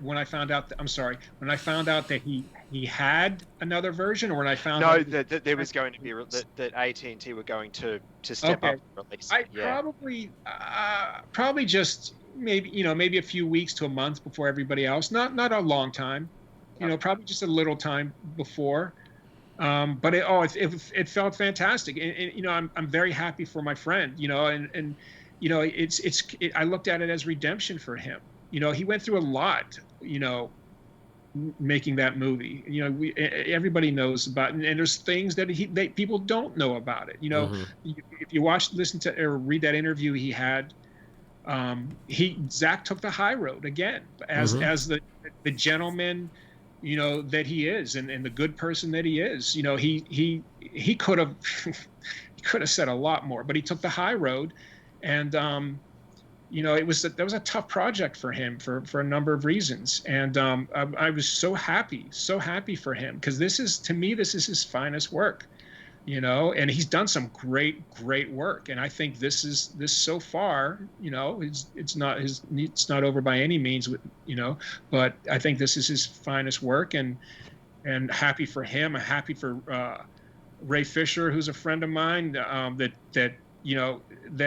he had this amazing performance that we almost didn't see. I mean, we came very close to never being able to witness this performance, and that's the kind of performance that is a career changer. And we almost see it, and Ezra as well, and we already talked about how much more we understand Steppenwolf's character, Lois Lane, and even Jason's character we get a little more insight into, so yeah, I'm really happy. And honestly, I mean, this might sound crazy, but I think this is Oscar worthy, and it sounds crazy for a comic book movie, but look, Black Panther is a comic book movie, and it's the first movie ever nominated for an Oscar for Best Picture. And it's a good movie. It is a good movie, but I think this one's better, so I agree. I love Black Panther. That was one of my favorite movies that year. I think this is a superior film. No disrespect to Black Panther. Right, of course, yeah. So I mean, I would love to see, if the fans out there want to get that going, I would love to see that happen. Why not? It's well deserved. So why not? But yeah, I was very, very happy, Andy. Extremely happy for Zack, especially. Yeah, awesome. I mean, and you made such a great point, and we mentioned it, I think, not briefly, but we definitely touched on it on a recent episode, is in all the interviews that Zack has done about everything. I do agree with you. I think that there are pieces of the story that are still not told from a lot of people. And, maybe someday, I do think in, 10, 20 years, someone will do a documentary and everyone will be far enough away that they can tell the whole truth. But I'm always so impressed by what a gentleman Zack is about this stuff. He didn't throw anyone under the bus when he talked about the story of leaving Justice League, and he even said he didn't mind the babysitters that were assigned to him because he's like, they weren't asking for anything completely out of left field. It wasn't completely he always tried to be respectful to everybody, despite who we were talking about. And, I think that is just so indicative of what kind of person he is. Yeah, he's a very high character person. There's a reason why Ray would show up, when we were shooting the reshoots. Ray showed up, I don't know, a few times a week with a I Love Zack Snyder t-shirt on. It's you just want to, by the time you've worked with him for a little while, you gain such an allegiance to him. There's so much to respect about his whole process. He's just such a good person to everyone on set. And he loves the process. He enjoys every single moment of the process, and his energy is infectious. So yeah, that's why you're seeing what you see with actors that talk about it. Ray Porter. I heard an interview with, or actually I did an interview with him. I can't remember the podcast. And we were both on at the same time, and Ray just spoke so glowingly of Zack, and I think that's the first time he got a chance to work with him, Yeah. Well, Andy had brought up, I don't know if it was the last episode or the episode before, that basically Zack Snyder keeps his friends employed, and it sounds like what you're saying is the reason these people are in so many of his projects, more than one, is because they enjoy him and they're just fiercely loyal to him, and he's just a genuine pleasure to be around. So that all jives with what you're saying. And frankly, I love hearing that, being a big Zack fan. I never like hearing bad things about people that I like, the heroes or whatnot. So hearing all this positivity about Zack, it just reinforces my fandom and love of him. I really appreciate that a lot. That's great. Yeah, it's nice when it turns out that way. It doesn't always when you meet people that, you've enjoyed watching their movies. I think there's more often than not, it's a good experience, but sometimes it isn't. Sometimes you're disappointed. So it's always really nice when you hear about somebody that you respect and you enjoy their stuff, and they turn out to be, wow, they're really good people. That's always a good feeling. Yeah. Yeah. They say never meet your heroes, but there are certainly exceptions to that rule. And I've been lucky to meet quite a few people, and some are amazing and some are fine, and some are not great. But yeah, Zack Snyder is one of those that, from all accounts, and I think you even said it on our original episode 100 years ago, you go, love his movies or hate his movies, it doesn't matter.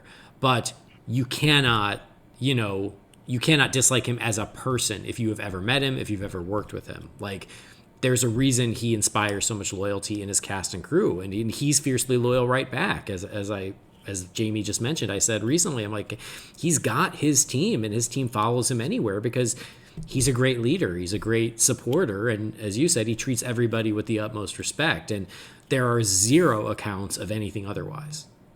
You don't follow people like that if they're an asshole. Let's be honest. Yep. Right. No, you do not. Absolutely right.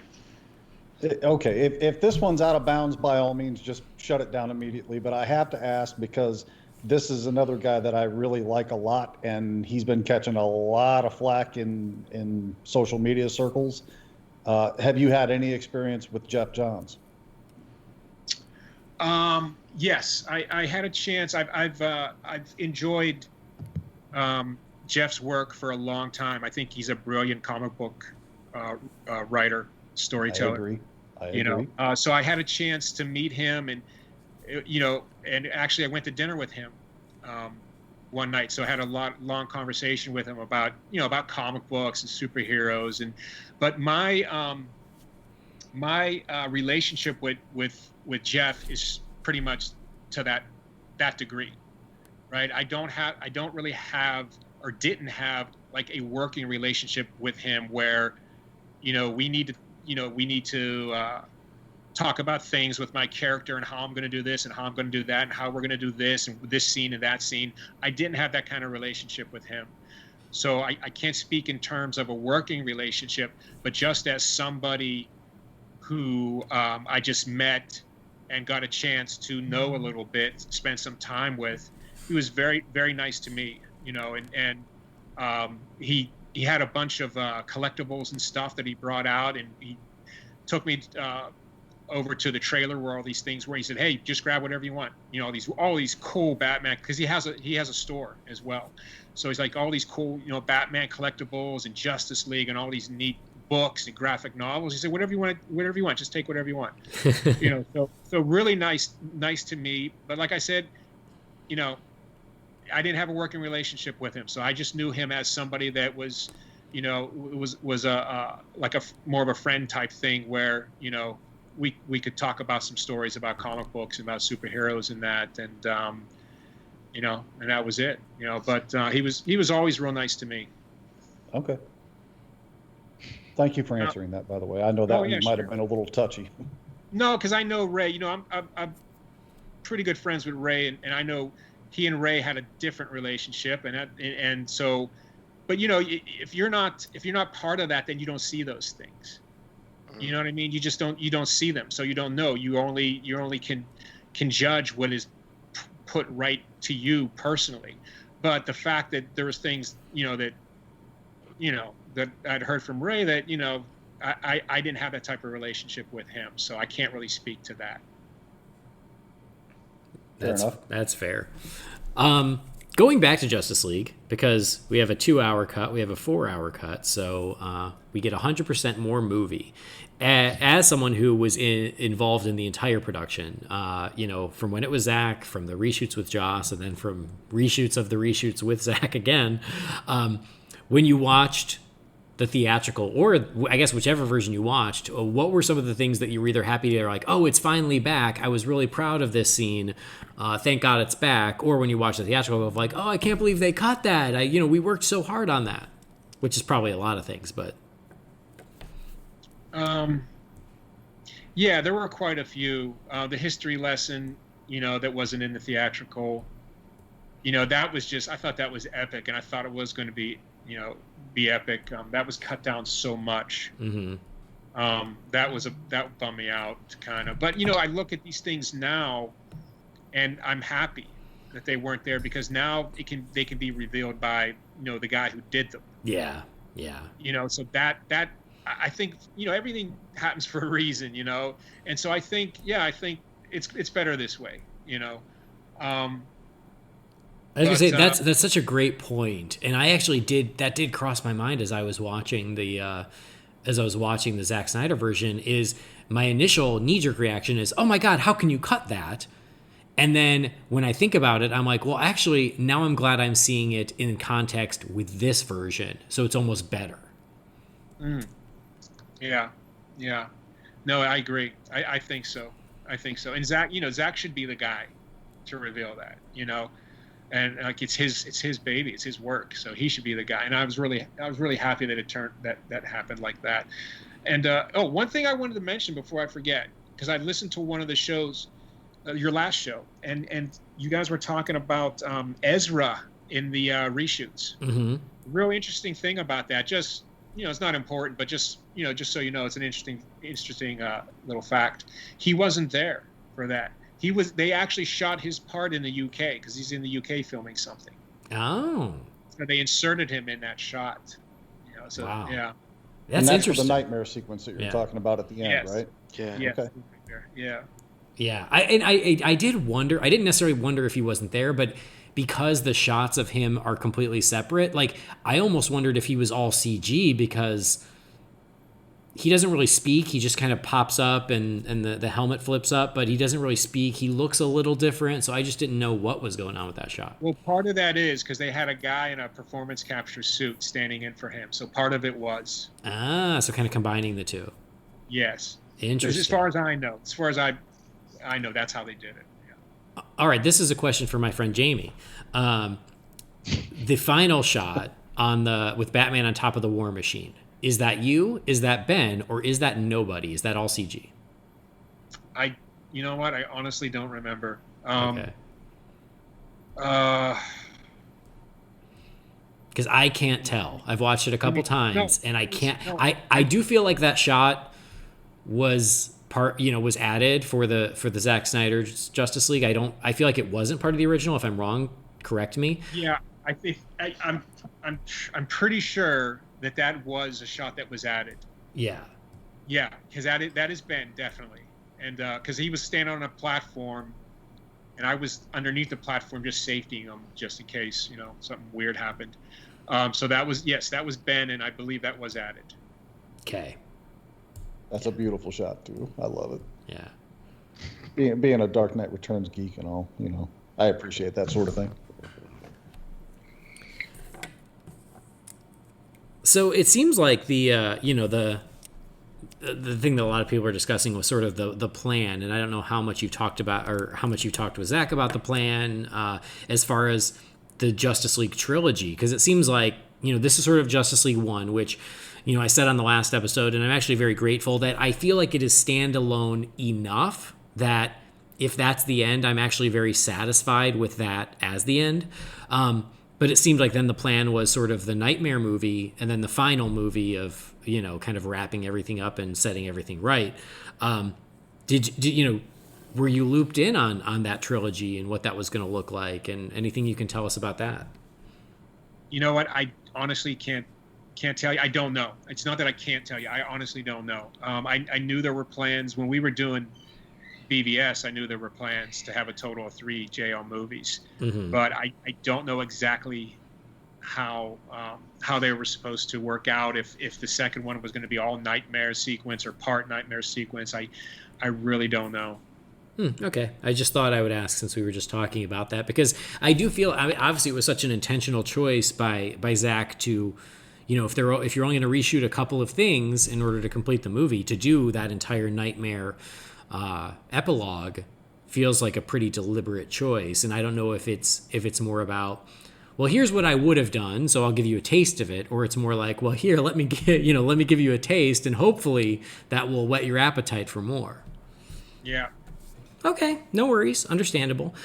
So for now, do you think the cape is hung up?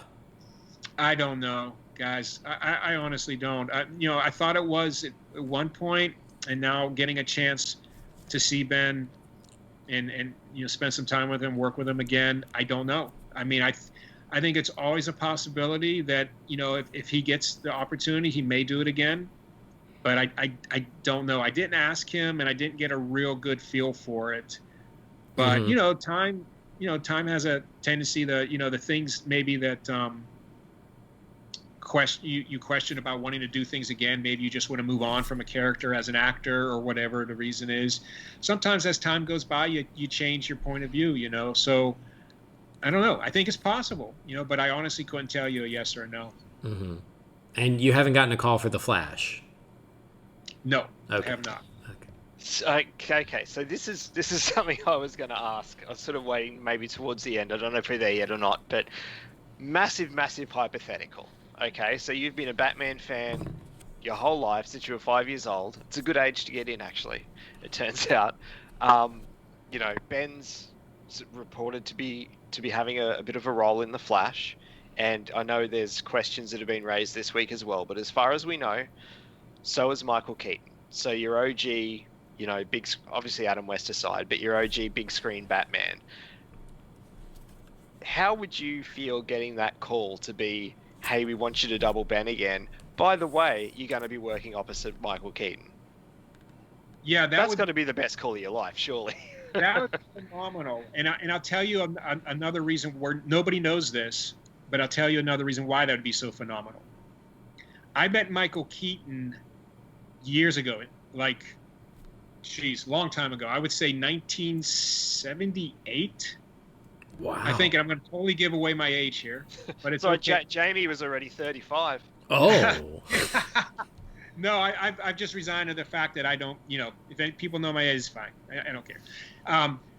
I looked it up on your IMDb page and damn near fell off the couch. Yeah. Let me just say you're doing real well, my friend. Oh, thank you, sir. I appreciate that. It's funny because most of the people I double are 10 to 20 years older than me or younger than me. so it's kind of funny how that works out. I think Ben's 11 years younger than me. But a really funny thing about this, I met Michael Keaton back in 1978. He came back to his high school to visit some of the teachers and principals there. He was on the Mary Tyler Moore show at the time, and it's the same high school that I happened to go to. Wow. So I'm walking through the halls and I meet Michael Keaton, and here all these years later, he becomes Batman. I start doubling Batman. So you have the two of the guys of a handful of people that have been in a bat suit in a Hollywood movie, and they both graduated from the same high school. That's awesome. That's crazy. Yeah. Yeah. What are the odds of that? And where was that? It's called Montour High School in Pittsburgh, Pennsylvania. Wow. That's right. Pittsburgh. Yeah. Oh my gosh. Well, at least you'd have something to talk to him about. Yeah. Oh, exactly. Yeah. That would be amazing. Because I loved his Batman. I thought it was he did an awesome job, and that would be so much fun to talk to him. Yeah. You'd be like Miss Herman's math. Am I right?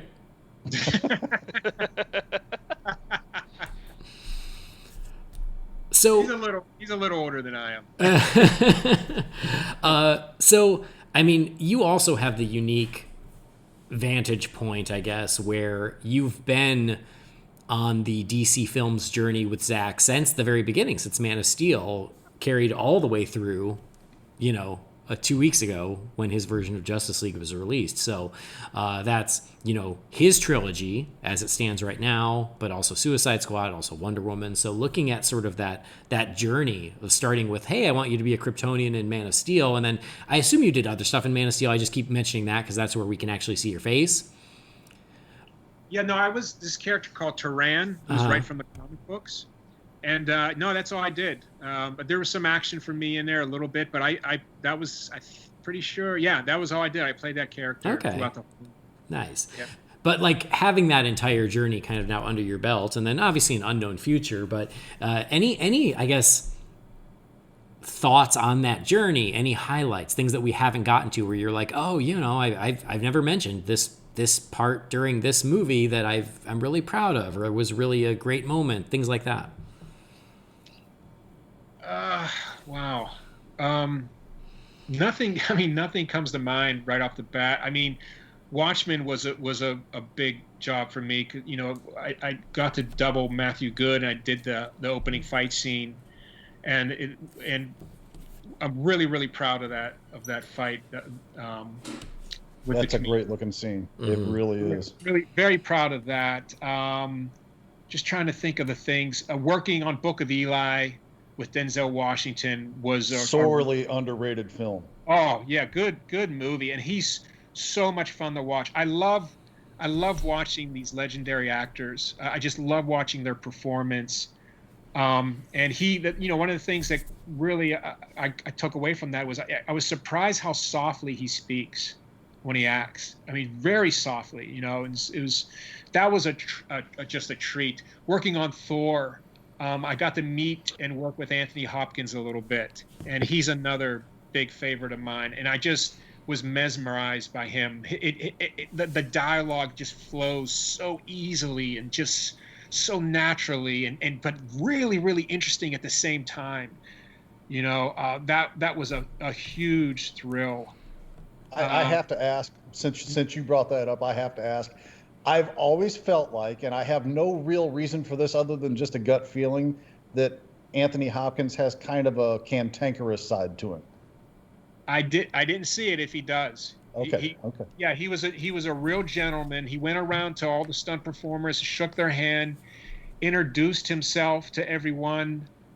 Just a really, really nice guy.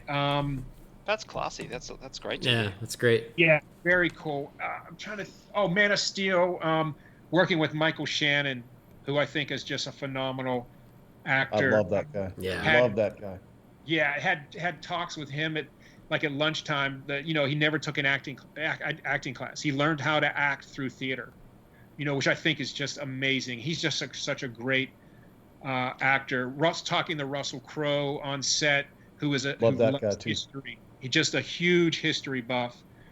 That was really fun and really interesting. Let me see. It's hard to think everything I did. But what else did I do? I did an episode of Lethal Weapon, and I'm bringing this up because, oh man, I can't believe I can't remember the actor's name. But did an episode. And I'm so sorry I can't remember his name, but the actor that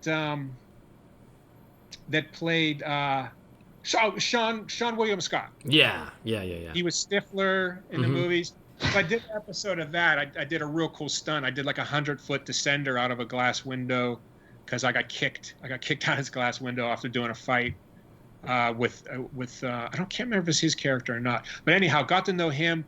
Sincerely, like the nicest guy, probably the nicest guy I've ever met in anywhere. I mean, just a super, super nice guy. So, it's always cool to meet these people, like we said earlier, that are really nice. But I just been, that's just some off the top of my head. But I've been really, really fortunate. I can't tell you guys how fortunate I've been to be able to do what I do and do what I've done. And at my age, I've been lucky. The phone still rings every now and then, and every time I do a job, I think it's going to be my last job because I'm older now, and there's really no stuntmen my age that are doubling lead actors in action movies, so I just always think this is going to be it for me. So I'm always almost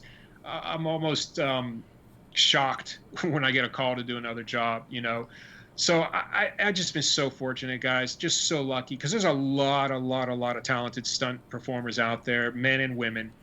Very, very talented. And for me to be able to have been put in the positions that I have been in, to have this relationship with Zack Snyder and Damon Caro, and people like that, I'm just blessed. I really am. And if it would all end right now, I'd still be thrilled with my career, what I've done, and been just fortunate enough to be a part of. Excellent. Awesome. Okay. I have to backtrack a couple of years now because I didn't get to be involved with the Martha Rescue conversation. So now I'm going to ask my question about the Martha Rescue conversation. We did a commentary on BVS for its 5th anniversary a couple episodes ago. And of course, we were very much focused on details of what was going on during that fight, because since I've never said it to you out loud, I will express it now. I think that is the greatest piece of Batman action that's ever been put on film. Ever. I know many people share that sentiment, but I mean, I was beyond blown away by how good that was. Thank you. I noticed, my pleasure, believe me. I noticed during that fight there were a couple, and terminology varies from place to place, what I call scoop kicks, where you kind of take the insole of your foot and throw it low between the knee and the ankle on the, like, generally the shin area. It feels like a kung fu jeet kune do kind of a kick. Mm-hmm. And I suggested to them that while we were watching that, I said, I guarantee you that was Richard's input into that fight choreography, doing those kicks. Am I right? No, that was not, but you're half right, because Damon Caro, who is the stunt coordinator and who oversees all the fights, he and I are training partners since 1987, 88. And we both came up through Dan Inosanto. So you're kind of half right on that, So I'm sure that's probably input from him. The only input I had in that fight is I'll suggest things every now and then, and either get a yeah cool or nah, let's just keep it the way it is. You really the only thing because we have a great team, really great team, and I think the fight choreographers for that were Wayne Douglas, Ryan Watson, and I think Guillermo. I think Guillermo was part of that too. I think he might have been part of it, but I know Wayne and Ryan definitely were fight coordinators, and they're really good fight coordinators. So the stuff is always real tight, But I think I had one input when after I stick. Alan Joe's the stuntman. I stick him through his shoulder into the wall at the end of the Martha rescue scene, and I get hit from behind. That's Wayne Douglas hitting me from behind. And the original choreography was I was going to spin into a knee and put him to the ground and then pick him up and chuck him into the wall. And I told Damon before we were getting ready to do it, I go, Damon, I feel like I'm spinning, and I need a more circular move there. Like a knee is a lateral move. It's a straight on. I feel like I should spin into more of a circular move. So I should spin into an elbow, and then hit him with the knee second. And then when he hits the ground, I grab him and chuck him. And he thought about it. He goes, yeah. He goes, do it. And so that was my choreography contribution to that fight. But Damon puts together such a talented team every single time. I mean, they're just great performers. Right on. Oh, one job I wanted to mention too. I just thought of it was the first Iron Man movie. So that was the first time I got to double a superhero in a movie, and I got to mention that one because that was huge for me. Mm-hmm. And so I did the last fight against the Ironmonger at the end of the movie. I did that fight as Iron Man. So that was a big point in my career. That kind of started everything down the road for me. So I got to mention that one. So you were as Iron Man in that fight? Yeah, that was me. Yeah, as Iron Man. I wanted that job so bad, Jamie, that I wear a size 12, right? Yeah. The stunt shoes, because I came in later. I did the last month of shooting, right? The stunt shoes were 10s. Wow. So I crammed my feet. It was so freaking painful. I crammed my feet in those shoes every day and fought in them because I wanted that job so bad. Oh my God. And now you were in 11. If you're willing to throw yourself out a 100-story window, I would imagine wearing shoes that are too small is kind of a smaller step, isn't it? Yeah, well, you would think, but I don't know. I think I'd rather fly out the window, to be honest with you. That was painful. My toes were, they were numb for a good month after that job. Oh my God. I mean, this is like really kind of a side thing here, but I happened to be watching the movie Death Proof the other night, the Quentin Tarantino film with Kurt Russell. Uh-huh. You familiar with this one? I don't know if I've ever seen it, but I remember seeing the trailers. Okay, well, it's on Amazon Prime if you want to check it out. But anyway, okay. Kurt Russell plays a character by the name of Stuntman Mike in this film. He's a real seedy scumbag, but Russell really does a hell of a performance with it. But they make a comment. He's having a conversation in this bar with, oh, God, the actress's name slips my mind. Used to date Marilyn Manson. She was in Scream. Andy, help me out. Rose McGowan? Rose McGowan, yeah. Rose McGowan, thank you. And she's talking to him about how he became a stuntman, and this isn't verbatim, but he basically says something to the effect of, well, you know, how you become a stuntman. Basically, any fool who's willing to throw himself down a flight of stairs can probably find another fool that's willing to pay him for it. And for some reason, your name popped into my head when they said that. Yeah, I that's funny. But yeah, I mean, everything we do is just, and I'm sure you guys know this, but it's just so planned out so well. You know, it's, you know, if something happens ever that's bad, it usually comes down to just something with a piece of equipment or something like that, or, you know, because we just plan things out so well, and safety is the utmost concern with whatever we do, you know. So you know, but there's some times where your life is on the line. If, you know, something goes wrong, you probably won't pull out of it, you know. So, but, you know, we do everything we can to make sure that doesn't happen. So, question, kind of as we have to start wrapping up here, because we're getting close to 2 hours. That's kind of where we start drawing the line. But looking at all the DC projects that you've been a part of, which has been your favorite as an actor, and which has been your favorite just as a fan watching it? Oh, wow. I think favorite as an actor is Man of Steel. You know, because I remember reading the comics. I remember Turan from the comics. Mm-hmm. You know, so that was like, oh, wow, that was really cool. I'm like, I'm not doubling this guy. I'm actually, you know, him, mm-hmm. you know. Although a good stunt man, even if he's doubling, when he's performing, he's got to feel like him. He's got to feel like the guy, or you're not gonna do the job that you should do. So that's my favorite acting. And then you said my favorite stunts? No, just like favorite, like, so one of them, like, yeah, your favorite on the inside, right, as the part of the production, and then the other favorite just watching it as a fan, you know, trying to separate yourself from the production and just watching it. Okay, I think my favorite as a fan was Zack Snyder's Justice League, the one just released. Mm-hmm. I watched it. I think I told you when we were messaging each other. I watched it 3 times, and I'm going to watch it more. Mm-hmm. You know, I think it's just a fantastic movie. It's, you know, it's definitely my favorite superhero movie. You know, whether it's DC or Marvel, that's my number one favorite movie now. I just think it's a masterpiece. I really do. You know, so it would definitely be that.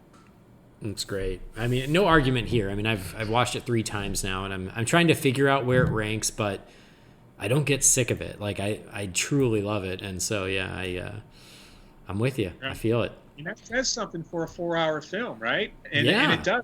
Yeah. It really does move along really quickly. I will say, too, I think I said it last week when we were recording as well. I think it's a testament to the movie, like the fact that it is so long and everything, but in BVS, I mean, there's scenes where it's you, like it's clearly you. I mean, the nightmare scene is one where you can tell it's not Ben. Whereas in Justice League, I can't. I mean, I've only seen it the 3 times, but I can't see when it's Ben and when it's you, which I think is testament to that movie, because I can't tell.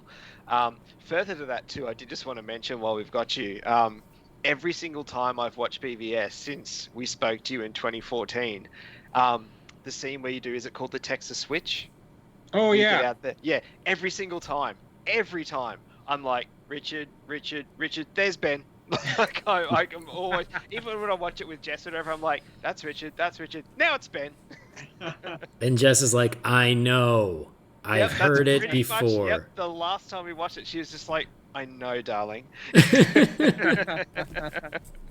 Well, I told you the other day when we were watching doing the Justice League discussion that that nifty little spin kick that they throw at the Parademon on top of that bridge, that was definitely Ben. That wasn't Richard. That's Ben. That's no. That was the one part where I was just like, that was definitely Richard. Well, you know that particular shot, I'm pretty sure, man, my memory is just fading so bad these days. I think that was thrown in there in post. I think that's a CG shot, because I sidekicked the Parademon, right? And then the grappling gun to the ledge, and then pull myself into like a pike position and double kick the Parademon out the door, right? And well, then that was when you were in the room, and then Yes. as you come out of that room, then there's that shot where you see Batman throw the spin kick at the Parademon and knock him off. It's right before he jumps back into the Nightcrawler. Yes, and that jump was actually Albert. Albert did the jump. Just phenomenal athlete. Most people would have needed, like, there was a wire on him, right, to decel him. But most people that do that jump in that heavy suit would have needed a pull, a second wire to pull to help assist with the jump, and then the main wire to do the decel. Albert, he's a free runner as well as a stuntman. He just jumped it. Like, just phenomenal athlete. Jesus. So he did the jump, but I'm 95% sure that was a CG post. They put that kick in post, the CG Batman in post. That was a really good looking CG shot then. Wow. Yeah. If it's CG, Yeah. it's flawless. It was. We've had this conversation ad nauseum. There's so much stuff that Zack does that's actually like a digital shot that you can't tell is a digital shot. And to me, that's really super. I'm not overly critical as I get older of special effects anyway, because I appreciate the effort that's put forth. But when you have shots that you literally can't tell were CG and you think they aren't, that's a testament to quality, in my opinion. Yeah, I agree. I definitely agree. But I had so much more exposure in BVS too. So there, it wasn't a Batman. Justice League's not a Batman film, so you didn't see Batman as much, and that I'm sure that's part of the whole thing. I mean, Batman was just all over BVS, of course. Yeah. But yeah. Well, it's funny because not to go down the road, but until Justice League, I always said I think Man of Steel is probably a better movie, but I still will watch BVS first because Batman. Oh, yeah. I mean, I love them both, but I'm just always going to pick the one with Batman. But since I just thought of it as we're talking about this, as I continue to try to wrap up and fail, the amazing shot of Batman on the gargoyle, and then he jumps down, and then the scene with Wonder Woman, the Flash, eventually Cyborg, and then Jim Gordon, J.K. Simmons. Were you involved with that as well? Were any of those shots you? I don't think so. There's one that Zack did of me standing on. I don't know. I think it was a ledge of a building that he did with me. But I don't think the gargoyle. I don't remember doing that one. Okay, I was just asking because I was thinking about Jim Gordon. Of all the things that got removed for the Zack Snyder's Justice League, the one that I missed the most is the second scene with Gordon, just because it's Gordon, right? Everything else I can live without. But yeah, just J.K. Simmons is such inspired casting. He's so great in his handful of moments in the movie. So I didn't know if you got a chance to stand in on any of that. No, and two, there's a lot of times where they were doing stuff on second unit, and Albert would fill in for me to do things as Batman because I was on first unit doing Steppenwolf. Yeah, that makes sense. Steppenwolf kind of took priority in this film. But I mean, there is still a lot of Batman stuff in there for me. But if there came to a conflict between the two, then I would have to do the Steppenwolf stuff. Got it. Awesome. Well, All right. I know Andy keeps trying to shut this down, but I got one last thing. If it's and then I'm going to leave it alone. I know I've got 10,000 other things I want to talk to you about. But, you see, it's just like Sucker time. Punch. It is. Don't get me started. Seriously, I will pick your brain about Sucker Punch until you're dead and gone. I mean, it's just I love that movie so much. And we didn't know. The one thing that one criticism that I see, I won't say a lot of people, but I think too many people throw towards Zack Snyder is they feel that he lacks an understanding of these characters by some of the choices that he makes or by some of the way that he presents the characters. They think that he doesn't understand them, doesn't read comics, doesn't grasp it. He's just trying to make style over substance and not putting enough effort into knowing the characters. I personally believe that's utter bullshit, and I think you're going to back that up by me asking you this question. But if you saw somebody levy a criticism towards Zack Snyder that he doesn't understand Batman or Superman or any of these characters, what do you think your response would be to that? Well, if they're basing that on the movies that he's done, I would say they just don't understand the movies, because Zack is one of those guys that he wants to show the journey, right? He wants to take you on a journey, and things aren't, maybe these heroes at the beginning of this journey aren't the heroes that people know in the comic books, but every hero has a journey to, to get to the point where they are, where what they become, that's, known by most people, right? So Superman had a journey in Man of Steel. Batman had a journey. I mean, if you look at Superman, by the time at the end of Justice League, he's now the Superman that we all know and love, that people know from the comic books. If you look at Batman in Justice League, he's freaking positive and upbeat. He's telling Alfred, hey, have some faith, Alfred, because he went through that journey. He hit the lowest of lows in Batman versus Superman. And learning that, you have this alien that has so much humanity about him, and it will sacrifice his life for a planet that is alien to him, that he grew up on, but it's not his planet, that restored, something in Batman. So Batman went through a journey too, and you see that in Justice League. So I think people that have that outlook, I think they just don't. Maybe they just don't want to be patient. It's a right now society we live in. It's like, I don't want to go off on a tangent, but just an example, like, when I was a kid, you did a book report. Man, you better hope your family has encyclopedias, and you really were enamored with anybody that had encyclopedias in their home, because that was a big thing, or you have to go to the library. Now that was the internet of its day, so yeah. Exactly. You have the internet now, and it's done. It's easy. So it's such a different world now, that people want that instant gratification. And Zack's like, no, I'm going to take you on a journey. I'm going to show you what these heroes have to go through to become the heroes that you know.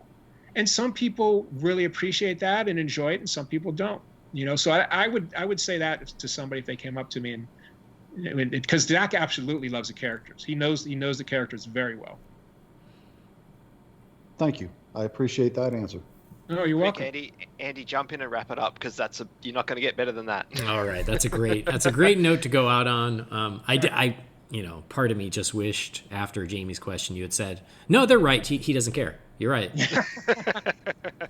I don't have if that was the case, I owed a lot of people an apology. I don't have that comedy flair that you have, Andy. I'm sorry. It's okay. Next time, maybe I'll get it. That's all right. I can't fight four guys at once, so we all have our strengths, don't we? No, I do think we do have to wrap it up, but man, always a pleasure, truly, and thank you as always for being so supportive of us, of the show, being such a good friend of the show. I also know that after your first appearance on the show 4 years ago, you put it out there, and you're like, yeah, anybody can message me, and I always get back to them. And you did. Like, you're a man of your word. I know that for a fact, because so many people after that episode, from our circle, and then even from the circles outside of that, they've all shared some of the interactions with you, and you've been just such a great ambassador for the films, for the character, and to the fans, just making time for them all. So I thank you from our standpoint, from the three of us, but I also thank you for all the fans that you make the time to engage with, to share your insights, to share your stories, to share your passion. So thank you for all of that. It's truly impressive. You're welcome, and thank you for the kind words. So they're heartfelt, and I appreciate them very much, and it's a pleasure for me to do it. I love the stuff like you guys do, and if I can, help somebody enjoy it a little bit more by a little bit of information that I can give them, I'm happy to do it. Well, it is appreciated, and yeah, I'm disappointed it's taken us so long to get you back. But again, with just the turmoil and the hurricane around Justice League, it just felt like it was not a great time to do it. So I'm glad this finally got to happen. And as we said at the beginning, I can't think of a better way to celebrate 300 episodes of Holy BatCast than by having Batman himself, or one of our beloved Batmen, join us for this chat. And just know that it has truly been our pleasure, Richard. Thank you so much. Thank you, Andy. And honestly, it's an honor for you to be asked to do your 300th episode. It really is. It's great to talk with you, Brendan, again, and it's really great to meet Jamie and talk to him. And I just really appreciate it, guys. Thanks for having me on the show. Of course, you are always welcome. The door is always open, and any of your pals as well. Do you want to tell everybody where they can keep up with you online? You mentioned your Instagram. I know you share some stuff on there. Yeah, I'm on Instagram probably a little more than Facebook, but I haven't posted anything in a while. I'll have to get on that. But you can look me up on Instagram at stunt _ Batman, or Facebook is my name, Ricard Cetrone. Feel free, and I'll if you ask me a question, I'll get back to you as soon as I can. Very nice, awesome. Well, thank you, Richard, and Jamie, Brendan. Anything you guys want to say before I completely wrap it up? No more questions, or I'm going to shut you down. But no, not a question, but more of a request.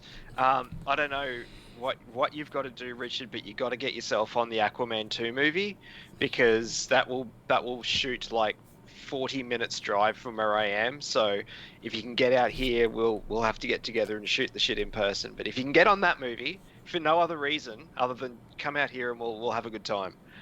I promise, if I do end up on that movie, I absolutely will look you up, Brendan. That would be really cool. Awesome, man. Richard, this was a great honor. It was a good time. It makes me really super sad I missed out on the first one, but hey, better late than never. Yeah. I appreciate everything you do. I appreciate you as a human being. You're a hell of a good guy. And thank you for all that you've done for the DC Universe, but even more so, thank you for what you did with Sucker Punch. This guy. You're absolutely welcome, and thank you. I appreciate listening to you guys as well. You're always really fun to listen to on the show, and so I thank you for that. And anytime you guys want me to come back, just let me know, and I'll definitely make time for it. That's great. We will make it happen. Andy, can I say something real quick? I'm sorry. Yeah, sure. I realized I didn't do this. I want to thank the fans out there for what they did to really get to, I think this doesn't happen without the fans. I think Zack's movie does not come to light and without the fans' help. I sincerely mean that. I think this was something that was unprecedented. I've never seen anything like it. A company took notice of the fans and made this happen. So, like Jamie mentioned last week, keep viewing the movie. Keep streaming it on HBO Max, because you never know. We might get the second and third Justice League. But thank you so much to all the fans. Yeah, absolutely echoed. It's funny. Yesterday I watched it. It was my third time, but it was Catherine's first time, but she's homesick right now. So she was kind of in and out, and she's like, I'm so sorry. And I'm like, that's okay. Watch it again. It just means another view for the movie, which just helps it be successful. So it's fine. But yeah, absolutely. Well said, Richard. Before we completely close out, I did get just a couple episode 300 messages that I want to read real quick. They're pretty quick, so we'll get through them very briefly. First one is from our pal Jay Yaws. He just dropped us a line that said, short and sweet, I just wanted to say congratulations on hitting another huge milestone. Here's to 300 more for my favorite podcast. So that was really nice of Jay. Jay is the salt of the earth. Jay, thank you for the gift that you sent me. It's much appreciated and super cool, brother. Yeah. Jay, great guy, and also part of the extended family. 300 more episodes? That sounds exhausting, so I'm just going to not think about that. Okay, and then this other real quick one here. It's from our pal Stuart from Guernsey. It just says, happy 300 episodes, guys. It's hard to think, but I've been listening to you all for 6 years. The time has flown by. You've been there from some great moments in my life as well as some hard ones, but either way, it's been comfort. I really hope the show goes on until we're old men, as I couldn't imagine not having the show to listen to. Anyway, I'll keep it short. Here's to episode 400, which will come quickly. I hope you're doing well. Stuart. Thank you, Stuart. And thank you for always being there, always being supportive, and also being part of our family. That's very sweet. It's very much appreciated. All right. Well, that's going to do it for episode number 300. Again, big ol' thank you to Richard. Big ol' thank you to Gaurev, again, for his fantastic new theme. Jamie and Brendan, thank you guys as well for being part of the journey for this long. And here's to however many more as we continue into the future. So, Jamie, thank you. I know you're not really on social media, but yeah, thanks as always. Yeah, man, it was good to be here. It was good talking to everybody. Good talking to Richard. And 300, man. Wow. It's crazy, but 400 will be here before we know it. Very quickly, absolutely. So, awesome. And then Brendan, thank you as well.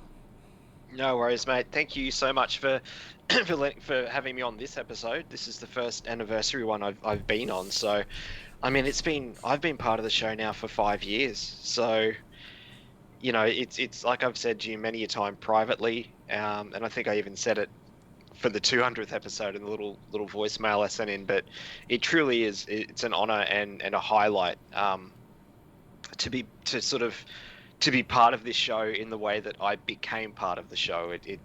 You know, I never thought a guest spot would lead to being part of the team, and to have been doing it now for 5 years is truly just a pleasure. So thank you for having me, I guess. Mm-hmm. And for, and just the friendships that it's has led from just me having a guest spot on the show once. So I truly love it and appreciate it. I'm sure you know that, but I just want to get it on record again for everybody. Yeah. And if you want to follow me, as always, I'm on Twitter at Lowe007. Awesome. Well, I appreciate you both, Jamie and Brendan. I appreciate you, Richard. And I I appreciate everybody out there who has listened to the show, who has supported the show, who has sent kind words, who has sent an email, who has challenged us in a respectful way. I appreciate all you guys, your interaction, because otherwise the show, just wouldn't be what it has become today. So a big thank you to everybody out there who's been with us, whether from the very beginning or whether you found us just recently, and everyone in between. Thank you for being part of our extended Bat family. I hope you know it really does mean a lot to us to have so many fellow Bat fans out there that are part of the family. So thank you guys as always. Thank you for downloading the show. Please do subscribe and rate and review us on Apple Podcasts. As Michael Keaton's Batman says, I'm not going to kill you, but I want you to tell all your friends about me. Tell everybody to check out Holy BatCast if they like such talk. Visit holybatcast.com, like our page on Facebook, find us on Twitter, Instagram, or YouTube, Holy BatCast. If you've got a message for the Wayne Manor mailbox, you can send that to holybatcast@rf4rm.com. As we mentioned, if you want to check out Gaurev's work, you can find his work at gvtunes.com. So that'll do it. On behalf of Brendan, Jamie, and Richard, I've been Andy. Thank you so much for being with us for 300 episodes. Here's to 300 more or whatever. But we'll see you next time. Same Bat time, same Bat channel.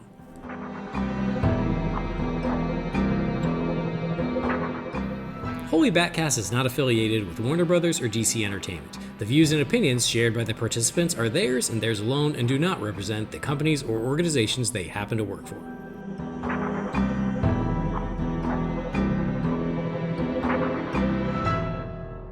I realized last time it should have been same Zack time, same Zack channel. And I'm very disappointed that I didn't think of it in the moment. Delete the episode, go back in and change it. Release the Andy cut. I did think about it, but I was like, nope, it's too late. That's how it went.